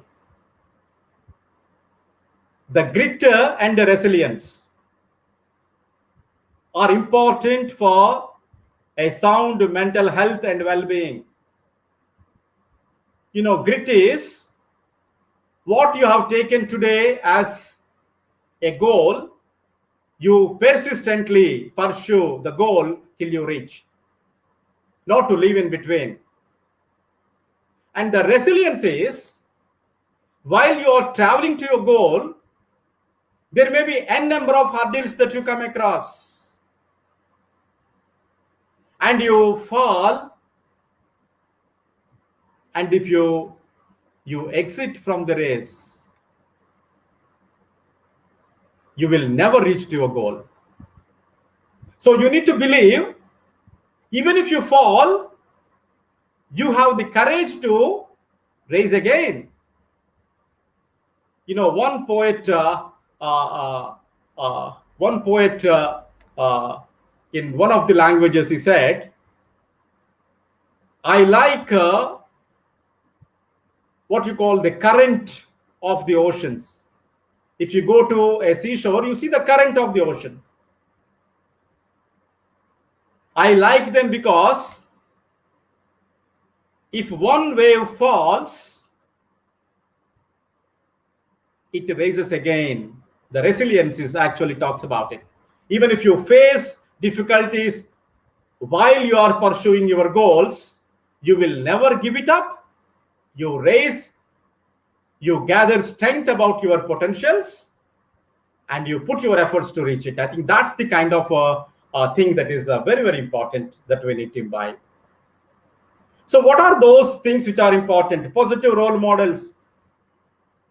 We take role models, especially the youth. They take role models of very noble people. Unfortunately, they don't qualify to be a role model. So identify the role models, what characteristics you like, and how those characteristics are really helping you to nurture, shape yourself. And develop the positive self-esteem that you can, not can I, you can. And the supportive relationships with the teachers and friends is important. A sense of hope and purpose in everything that you do is important. You must develop a belief in yourself. You must develop a strong social skills. And you need to have a good peer relationships. So not necessary that you integrate your life always with others. But friends, I remember our the Nobel laureate from the land of West Bengal, Rabindranath Tagore. I will end my presentation with his Ravindra Sangit. I really like what he actually presented in Bengali. He says, Jodi toru dakshu na shuna she tobe ekla chalo re. Jodi toru dakshu na shuna she tobe ekla chalo re. Ekla chalo, ekla chalo, ekla chalo re. Ekla chalo, ekla chalo, ekla chalo re. যদি তোর দক্ষিণা শোনা আসে তবে একলা চলো রে একলা চলো রে. I know the meaning of this Ravindra Sangeet to every participant listening to this presentation. He says so clearly, you should have the courage to walk alone, even if nobody joins you. You must gather all strength and hope and courage to walk alone and let people follow you later. But you need to develop that courage to do it. And this is our life. And we need to lead our life with pride and prestige. And therefore, we develop mental health and take help of our educational institutions, universities, colleges, our teachers, our elders, our peers, everyone to contribute in making our life happy and healthy. Thank you very much. Over to the organizers. Thank you so much, sir. Thank you so much, sir, for your captivating lecture. We'll take up some questions from the audience right now. Actually, one of yes, Yeah. Did yes, I take sir. One of okay, sir. One of our participants asked that our students are very much worried about the examination in this present situation. They are mentally ill. How can they overcome this situation? Actually, you also know that after UGC guideline, all the students have to re-exam perform. All the student will yes. It is very the recent question that you're asking about. The UGC has given guidelines to conduct examination to all the people, all the universities, and every state has come out with their own plans. Yes. So friends, I have not seen any reason for students to worry about examinations. You know, the kind of perspective that we actually take an examination as a fear has to be eliminated. Yes. Rather, we must feel happy that examinations will give us a feedback of what we have learned so far and what we need to learn further. So they are the helping hands for us to redesign our learning process rather than to worry you, bother you. So I request all the students to eliminate this worry from your mind.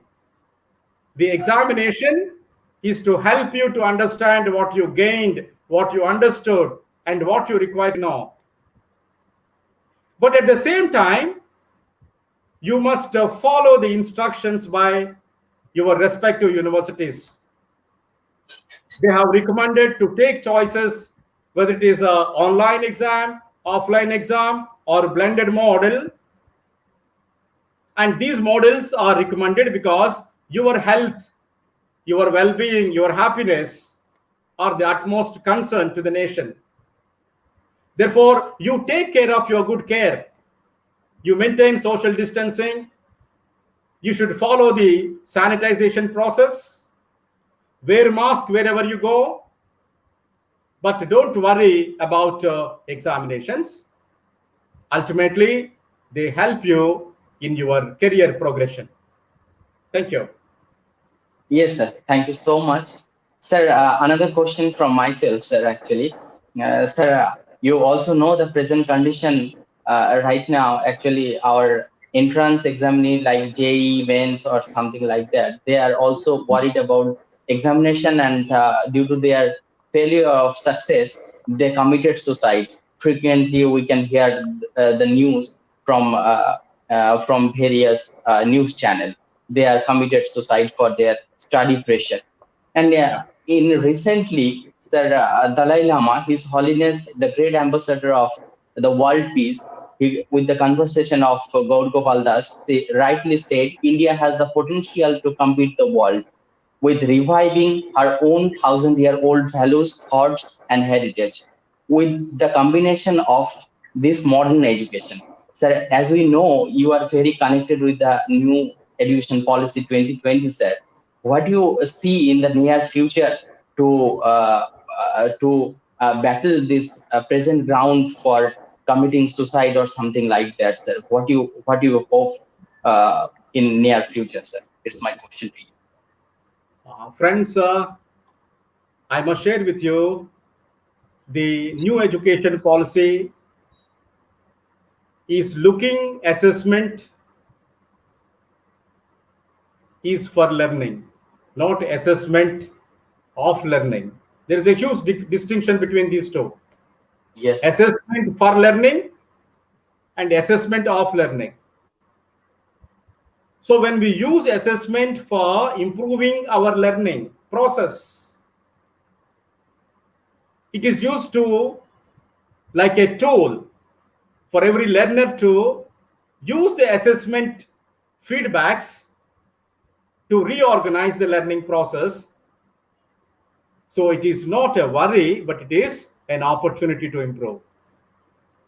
So the National Education Policy categorically said that it is not the knowledge-based examination, but it is more of testing the higher thinking abilities among the students.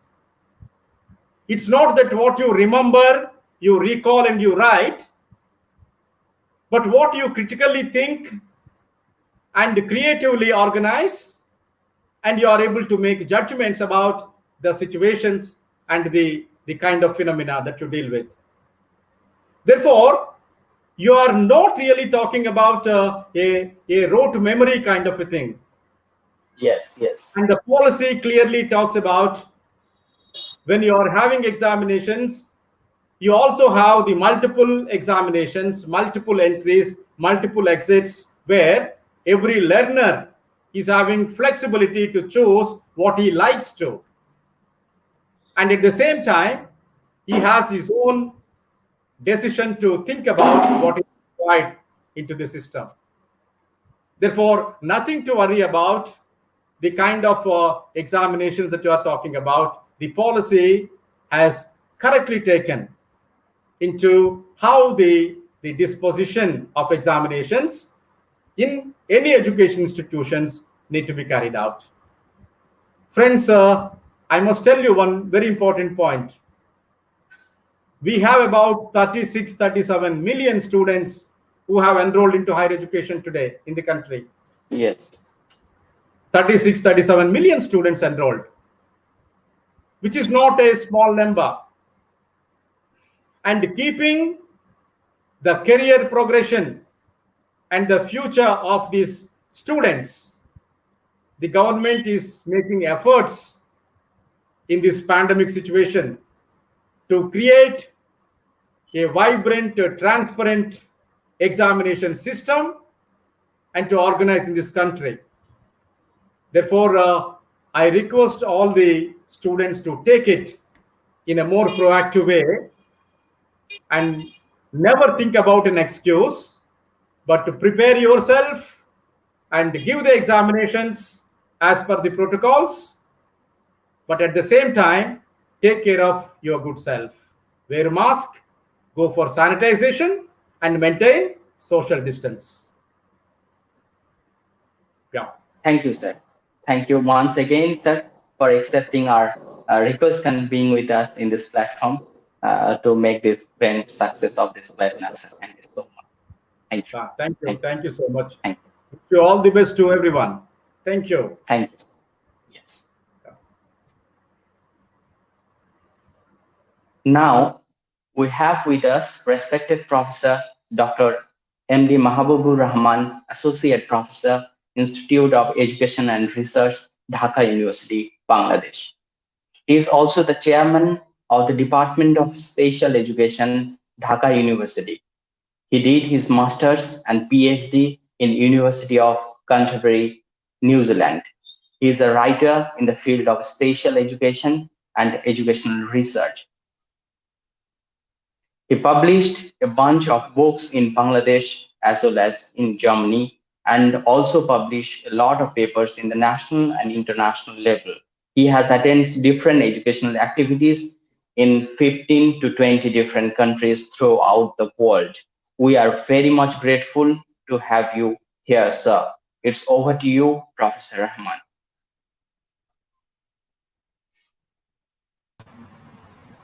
Professor Rahman just disconnected. Participants are requested to please stay tuned.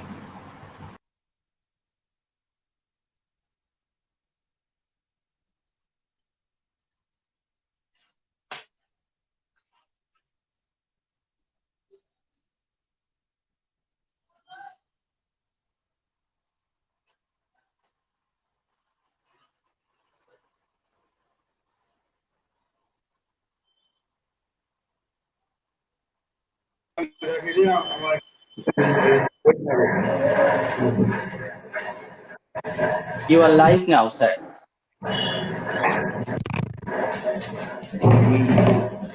Yes, sir, you are live now. Yes. Okay. Should I start? Yes, obviously, sir. We are waiting for you. Okay. Okay. Thank you very much for inviting me in this webinar. It's a very significant webinar in time because we are facing a very difficult time in the history, unprecedented. This is the situation, and we actually were not ready for this situation. I will make my lecture. I will focus on the concept of well-being and the mental health and the issues of well-being and mental health in Bangladesh, and later on the COVID situation and what we should do. And I would like to share some my screen.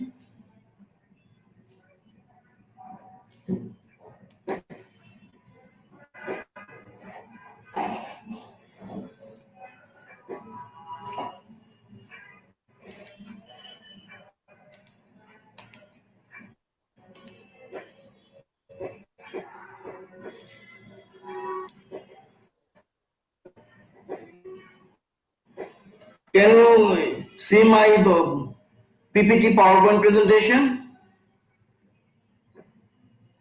No, sir, still not. Can you see my PowerPoint presentation? Yes. It's visible right now, sir. Yeah. Okay, thank you. Please give me your feedback. Health and well-being of youth in Bangladesh. This is you can see the picture of Bangladesh, and I would like to arrange my, this is the overview of my lecture. At first I will present Bangladesh because today is a very significant day of my country. Today is the birthday of our Honorable Prime Minister Sheikh Hasina, and we are marching forward by her very precise leadership. And I will explain the concept of mental health and well-being from different perspectives and health of our youth in Bangladesh, and what are the issues and challenges, especially the physical, mental, and social, and what are the underlying causes of creating such health issues, and existing mechanism and steps taken to address the issue, and COVID-19 and the mental health issue. This is the outline of my lecture. And at first I would like to share, you know better about the Bangladesh, because once the West Bengal and this part today Bangladesh was a unique country. After all, however, I would like to present this again. And Bangladesh is the only one unique country in the world. The name of the country is followed by its language, that is Bengali, and the country. And Bangladesh has a 10 alphabet, and I make an abbreviation of each of the alphabet that signify the country Bangladesh, because understanding the mental health and well-being, you must have to understand the context. Without the context, understanding the context, you can't portray or illustrate the picture of mental health and well-being. You can do the well-being or promote well-being without just ignoring the picture, the context. And the B for blood is the first word, because we had a war of independence in 1971, and then A for we achieved this country, nobody gave this country, and then this is a nation we established on the world, and G for the golden, it's like a golden country, and L for land, it's a fertile land, and land of A for approved for his action on the global health and in the global, earth politics, and D for democracy, where we are a parliamentary democratic country, and A for evergreen, Bangladesh is happy with his evergreen characteristics, and N for sensitivity is a sensitive land, and H for is a habitat for millions of years of people. That's why I define Bangladesh as a country is a blood-rich nation which has got a golden land, which is approved for its democracy, which is evergreen, and which has got sensitivity as a habitation. Therefore, Bangladesh is a golden Bengal, unique in the world. In the many cases, I am not going to the uniqueness of the country. Just I can say Bangladesh is known to her citizens as the Sonar Bangla, the golden Bengal. You know the Tagore song, Amar Sonar Bangla, Ami Tumai Bhalobashi. Because of the richness of our land that takes a golden hue, when the rice crops is ready for harvesting, and our language movement was the unique in the country, and in memory of the language movement, the UNESCO has declared the International Mother Language Day on 21st February in memory of our language movement. And health of the youth in Bangladesh and issues and challenges is the conceptual framework. Health issue has a three dimension, as a social health, physical health, and mental health, and the intervention is needed. Without intervention, health issue can be managed, and intervention must become by love and care, and it will promote the well-being. When a health issue is addressed or minimized, then well-being can be promoted or addresses. The good health is essential for effective learning, and education is a powerful means of enabling children and adults to attain and maintain health and well-being. And the concept, if I go to concept mental health and well-being, health is a state of complete physical, mental, and social well-being, and not merely the absence of diseases. And if you have diseases, you can say that your health is not good. And well-being, well-being reflects the values, norms, and human needs, as perceived by people themselves. Then what is actually the mental health mean? Mental illness is nothing to be ashamed of, neither is thinking about it, and it's time to talk. You must have to talk when you feel any of your problem within you, with anything or any object or any subject or any content. You must have to talk. Everyone has a mental health, and mental health is not a binary, it's a spectrum. I will later in the later slide discuss the spectrum aspect of mental health. And mental health is like a fluid, and it can change over time. It's an evolutionary concept, and a mental health actually is a spectrum. People can have you can see the figure, the mental health, the figure. People can have a mental illness, but be mentally well if they have successful coping strategy and support. Equally, people without a mental illness can have very poor well-being if they face challenging circumstances, and do not have coping strategy in place. State of well-being in another definition from the USA National Association of Mental Illness, they say the state of well-being in which the individual realizes their own abilities, can cope with the stresses of everyday life, and can work productively and fruitfully, and is able to make a contribution to his or her community. That's a very important task.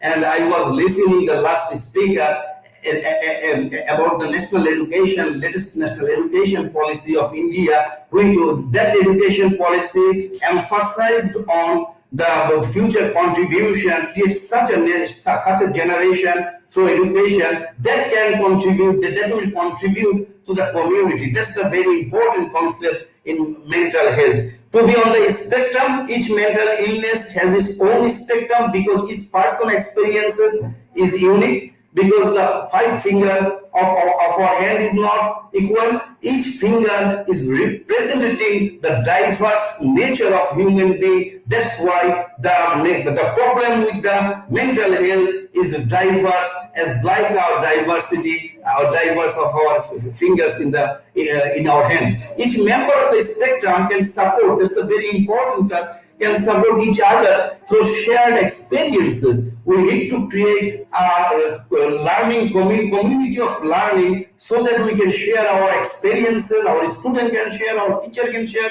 This creates a community support system for all members of all spectrum. The mental health, why we are talking about mental health at this stage? The degree is the main concern. The rate, the incident rate is a real concern. Every four adults are facing with some mental health challenge. 1 in 5 people under 18 are diagnosed with one mental illness. To highlight specific examples, 7% of the youth are in depression, and 3% of the youth are facing bipolar disability disorder, and 1% has a serious schizophrenia, and 18% are somehow facing with an anxiety problem. Then that's what is well-being. I can give a formula of well-being. Well-being is equal to feeling good plus functional well. When you feel good, when you function well, you can do your assigned job, you can execute, or you can discharge your duties, your responsibilities. That we can say the well-being. Then what is the feeling good? Feeling good is the feeling of happiness,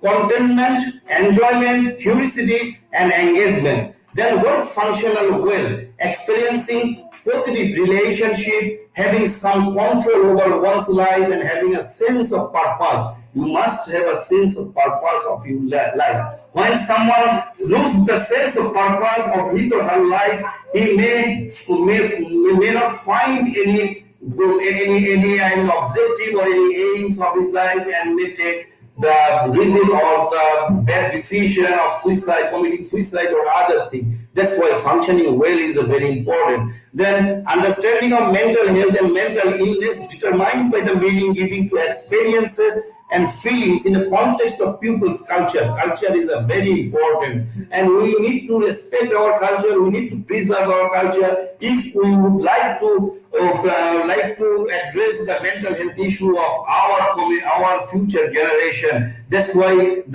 every solution must be culturally responsive, contextually valid.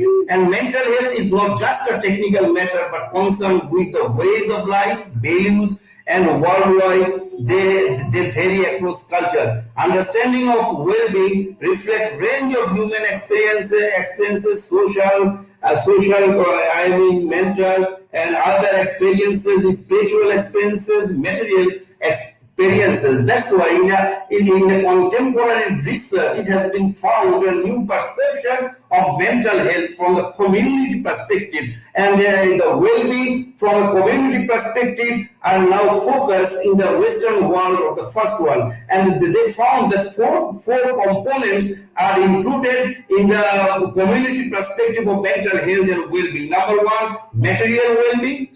Number 2, social well-being. Number 3, security. Overall security in the community. Law and order situation also important. And number 4, the physical, mental, moral, and spiritual well-being. And I want to focus more in the next slide on this physical, mental, and moral and spiritual well-being. And this is a very important thing: physical, mental, and moral and spiritual well-being, because in this Bengal has a rich tradition of spiritual well-being and moral well-being, living without illness and suffering, having mental happiness, having good thoughts, feelings towards others, and living with courage and endeavor, self-initiative and drive, and living with wisdom, not acting on emotion, but govern with rational behavior. Moral behavior of community member, careful spending of time, living religiously, and follow the religious ritual and religious rules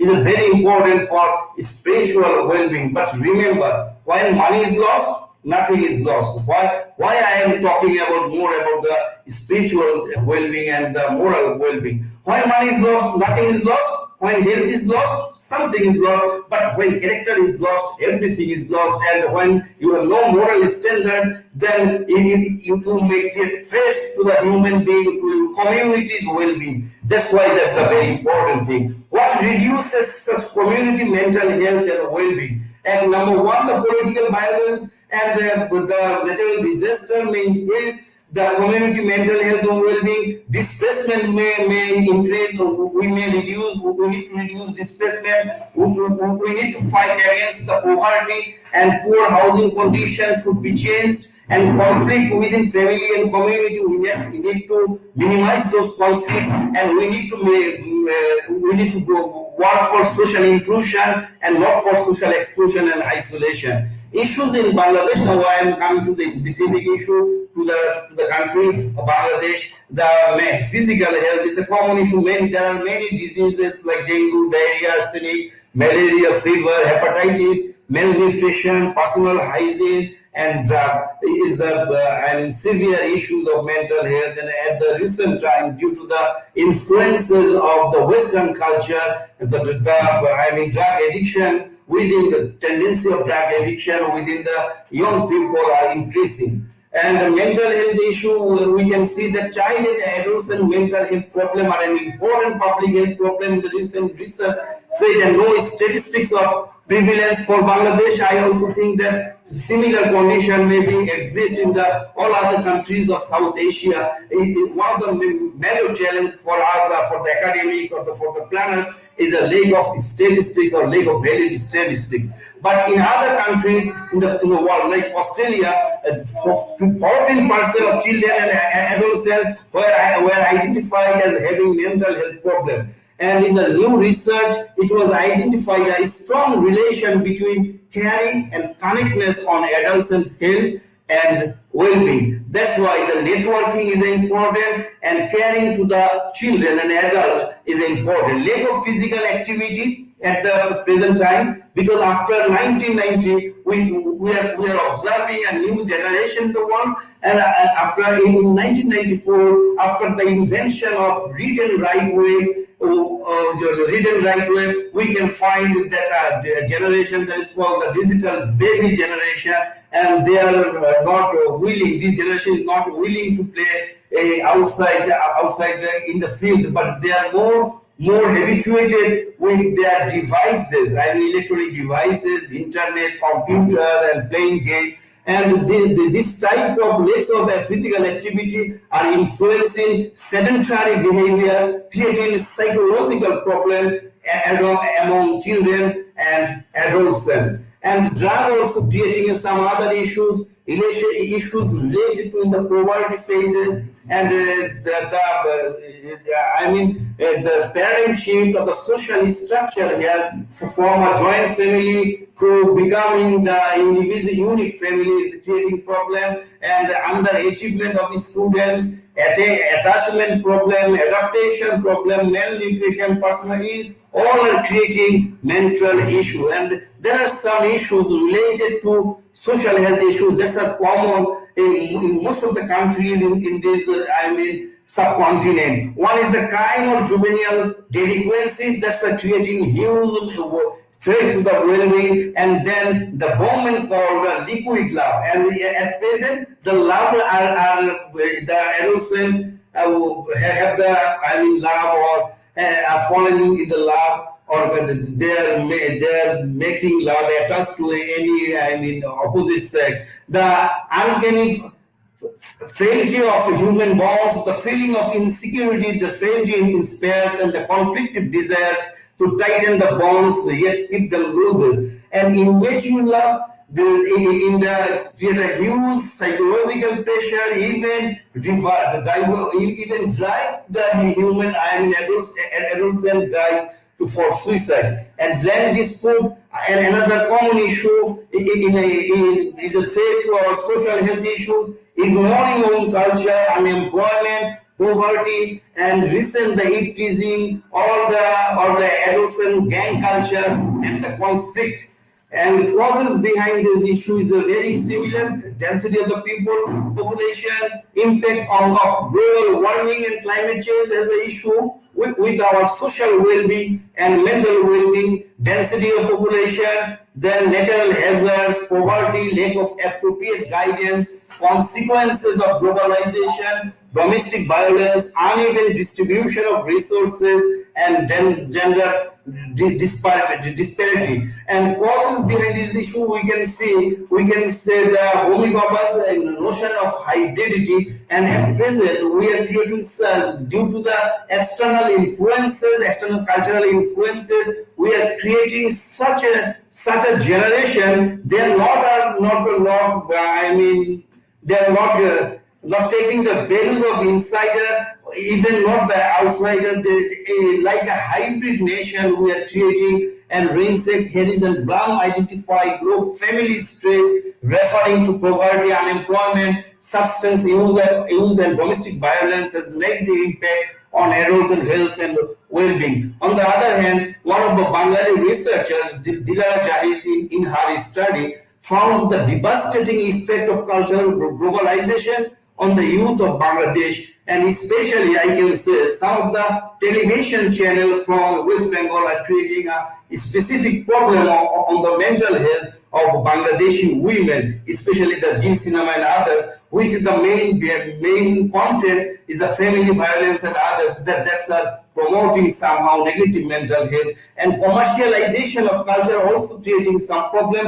Production and consumption of cultural goods and services has become commodities along with the essential of social life like marriage, family life, religious work, and issues. Jahid in his research commented that one of the major concerns regarding foreign programs shown on satellite television is that today's teenagers are becoming immoral, and their notion of purity and pollution have been changed. They are getting involved in socially designated immoral activities. Therefore, it is very important to understand that the permissiveness among the younger generation, adolescents' lower psychological well-being and lower physical activity level are increased by the use of television, videos, and computer, especially the program which come from the other cultural arena. And examples of natural disaster you can see in the recent times, the natural disaster are increasing in this region.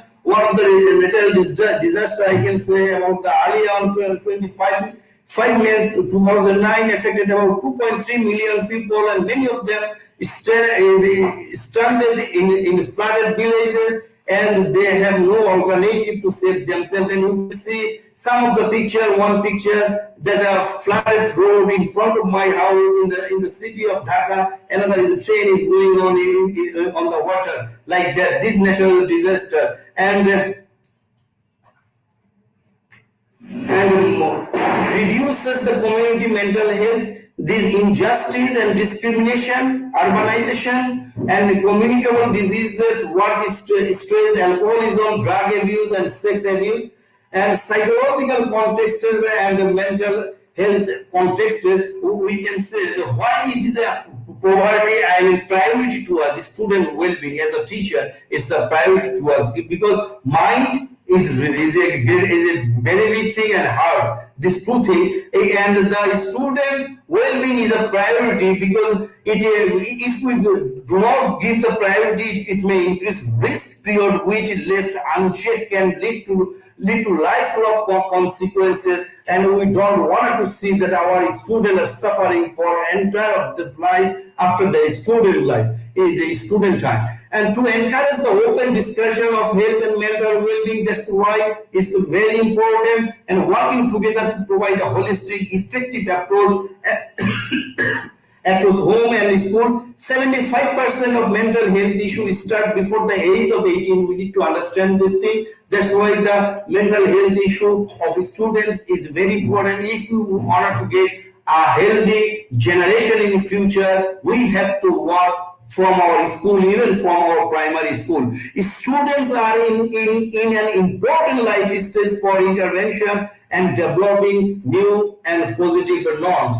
Sign and symptoms for a student, how we can understand that students might have some problem. One is the change in sleeping pattern, becoming withdrawn. They have a withdrawn behavior, not participating in any of the work, and friendship group can become less or more social than usual. When they have a abnormal behavior, abnormal social gathering, then we can make some assumption. Then changes eating pattern, changing appearance, personality shift, and problems at school is one of our symptoms. And reasons and challenges for these mental health issues and for the well-being issues. Changes appearance, weight loss or gain or lack of self-care, skin tone, technological advancements have some consequences. Fluid life, notion of identity. Parenting is a great reason for creating mental health on children. The divorce and the family violence influences on Sky culture, and pressure of study and denial of individuality is a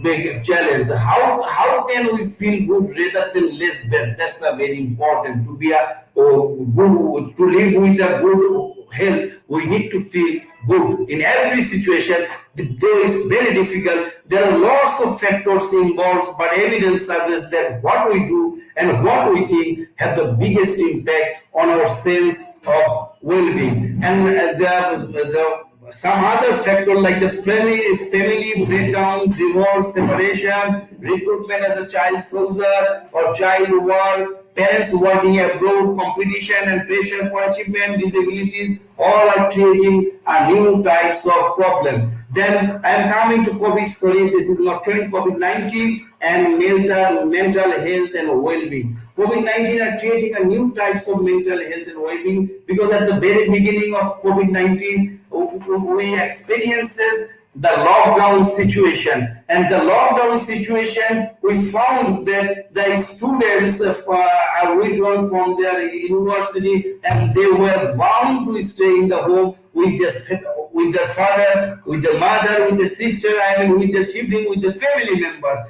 That creates a huge mental conflict between them. And another thing is the technovirus. I termed it as a technovirus. And when they are in their home, their father and mother, who are not too much familiar with the technology, they found that their children always are just working or playing with the Facebook, Twitter, or social media, the computer game. This makes angry feelings inside the father and mothers, and also it make another type of reaction inside their children. That's creating another types of problem. And some of the parents of my students ask me for a counseling app, what they can do to make a stop of using such kind of technological Facebook or others to their students, to their children. The problem is the increasing of the child marriage is increasing due to the COVID-19, and the rate of family domestic violences is increased in the last 2 or 3 or last 7 days. If you go through the daily newspaper in Bangladesh, we can find some of the rape happened in our gang rape, like this kind of unrestless or the change in the behavior are occurring. The COVID-19 is a huge mental pressure we are passing. It needs many counseling services. And what I am at the end of my lecture, just I am giving a very secret how to support someone. I'm going to tell you a secret. You need to remember this slide. ALGEE, ALGEE. Just remember this thing, and then you can support anyone. And ALGEE is the key of supporting anyone. Whether you notice someone is acting differently or they disclose to you that they are struggling, you can use this. A for assess the risk. At first, you need to assess the risk. You need to observe that guy. You need to talk with the guy, free association to understand the deepness of the problem. Then L for listen, non-judgmentally. Please do not do not do any judgment when you are listening. Listen like a harmful element or harmful creature to the guy who are telling you. That's why when I am feeling that you are not harmful to me, I can confess everything to you. That's why listening is a very important. Number 3, give reassurance and information. And secrecy, the youth and student would like to have the secrecy of their life or their incident. That's why you need to give them reassurance, and also you need to give them some information. And E for encourage appropriate professional help. You need to encourage them to get the professional help because it is important. And last E is for encourage self-help and other support. Self-help is the best help. And you also need to work with the parents of the child to counsel, to make counseling to the parents of that. You need to make counseling to them, and that is the essence of helping parents and students. Thank you all for my presentation. If you have any question, I am ready to answer your question.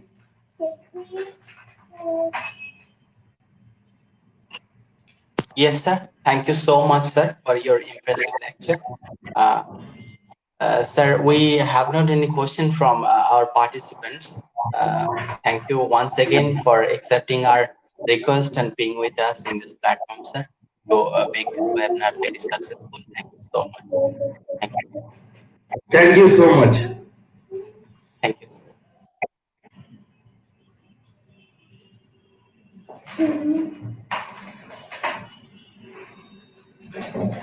Then I can leave? Yes, sir. You may leave now, sir. Thank you so much, sir. It's very honored to have you here. As a professional, when I give the time to you, then I will be present on the webinar in time. But you fail to with me. It's often happen in my country. Even the minister also fail to communicate with me. But when I give time, I have a diary. I write it down and I attend to those programs. Okay. Actually, we are unable to make some communication. That's why I'm getting nervous, sir. It's okay, sir. And earlier, White sir also told me that you are something like that. No problem. You will be there on time. Yes, sir. Thank you, sir. Thank you. Thank you so much to being with us, sir. Thank you so much. Okay. Thank you so much.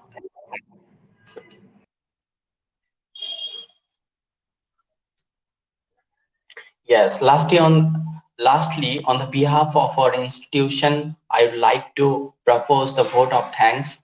First of all, I would like to be very thankful to our principal, sir, to encourage and motivate us to organize this event and also provide all the necessary administrative support.